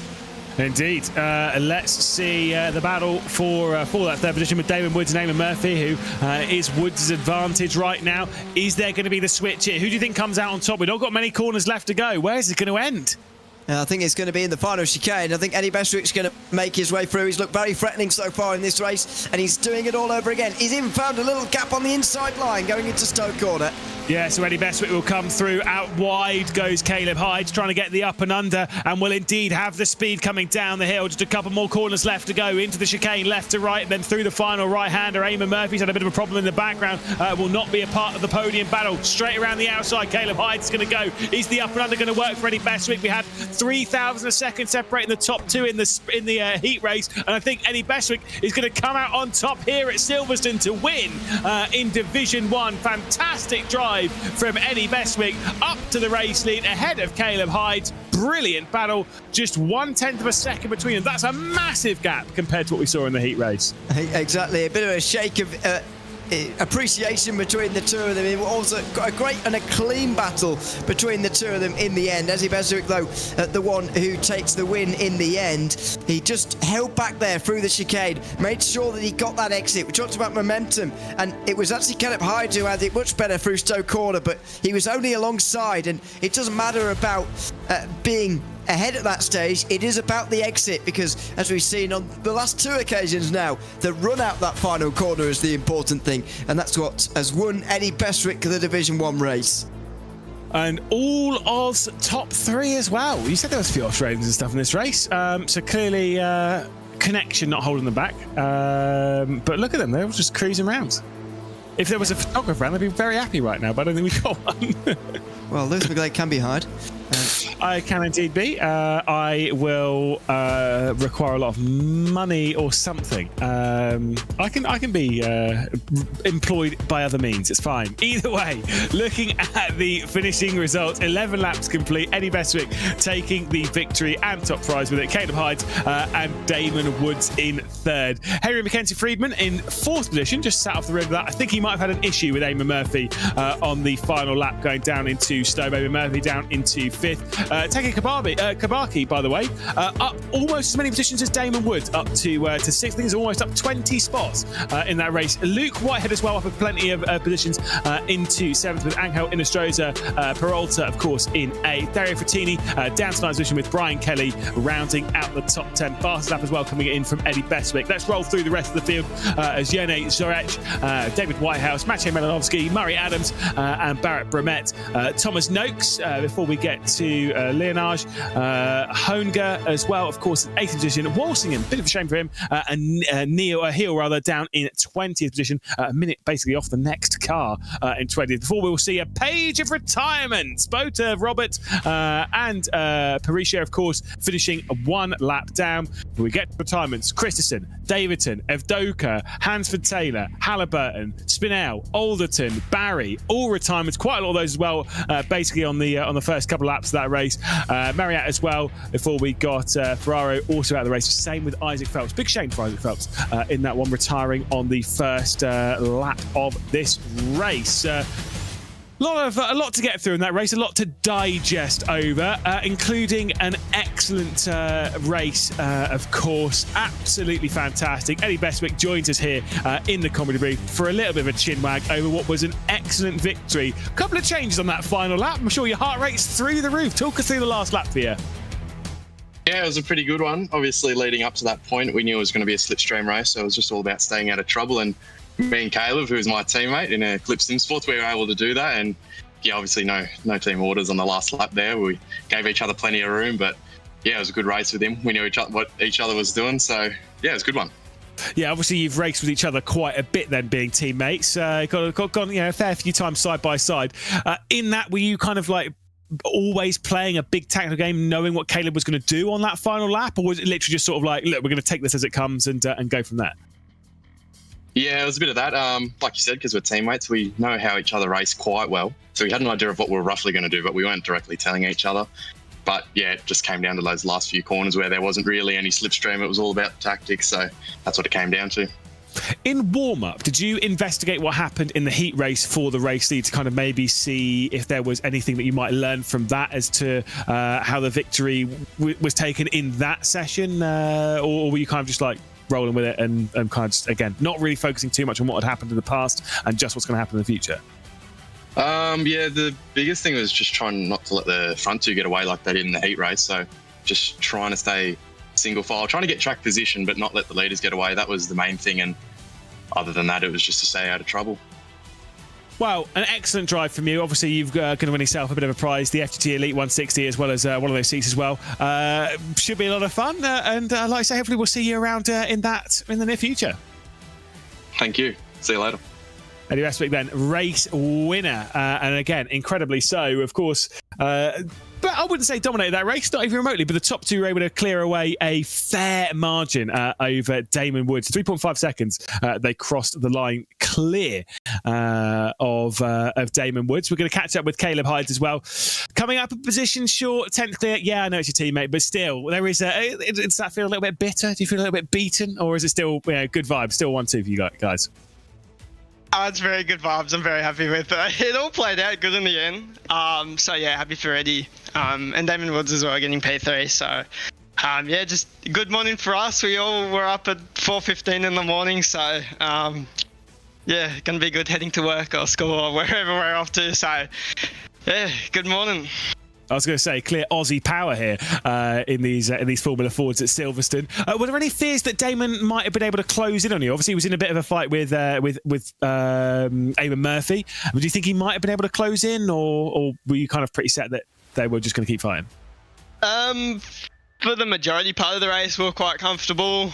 We did have quite a big gap because they were battling like a fair bit for a while. Once they sort of broke up, then Damon was sort of catching quickly, but in the end, like, we still had a 3.5 second gap in the end, so it wasn't really too much of an issue. We just had to stay clean, and we were just really working together, not doing any crazy moves or whatnot, so I just kept it clean and got there in the end.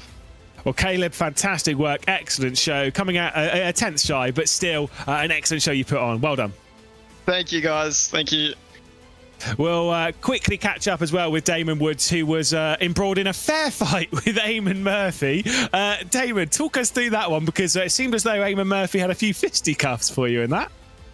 Yeah, so he was driving me off at the exit of left field there, so I was like, oh, I might have to back out of this and see if anything unfolds. And then I saw the two boys going side by side through where Hamilton and Verstappen stacked it, so I was like, oh, this is going to get exciting. And then yeah, they ended up making contact and both got slowed down, so I had the free P3.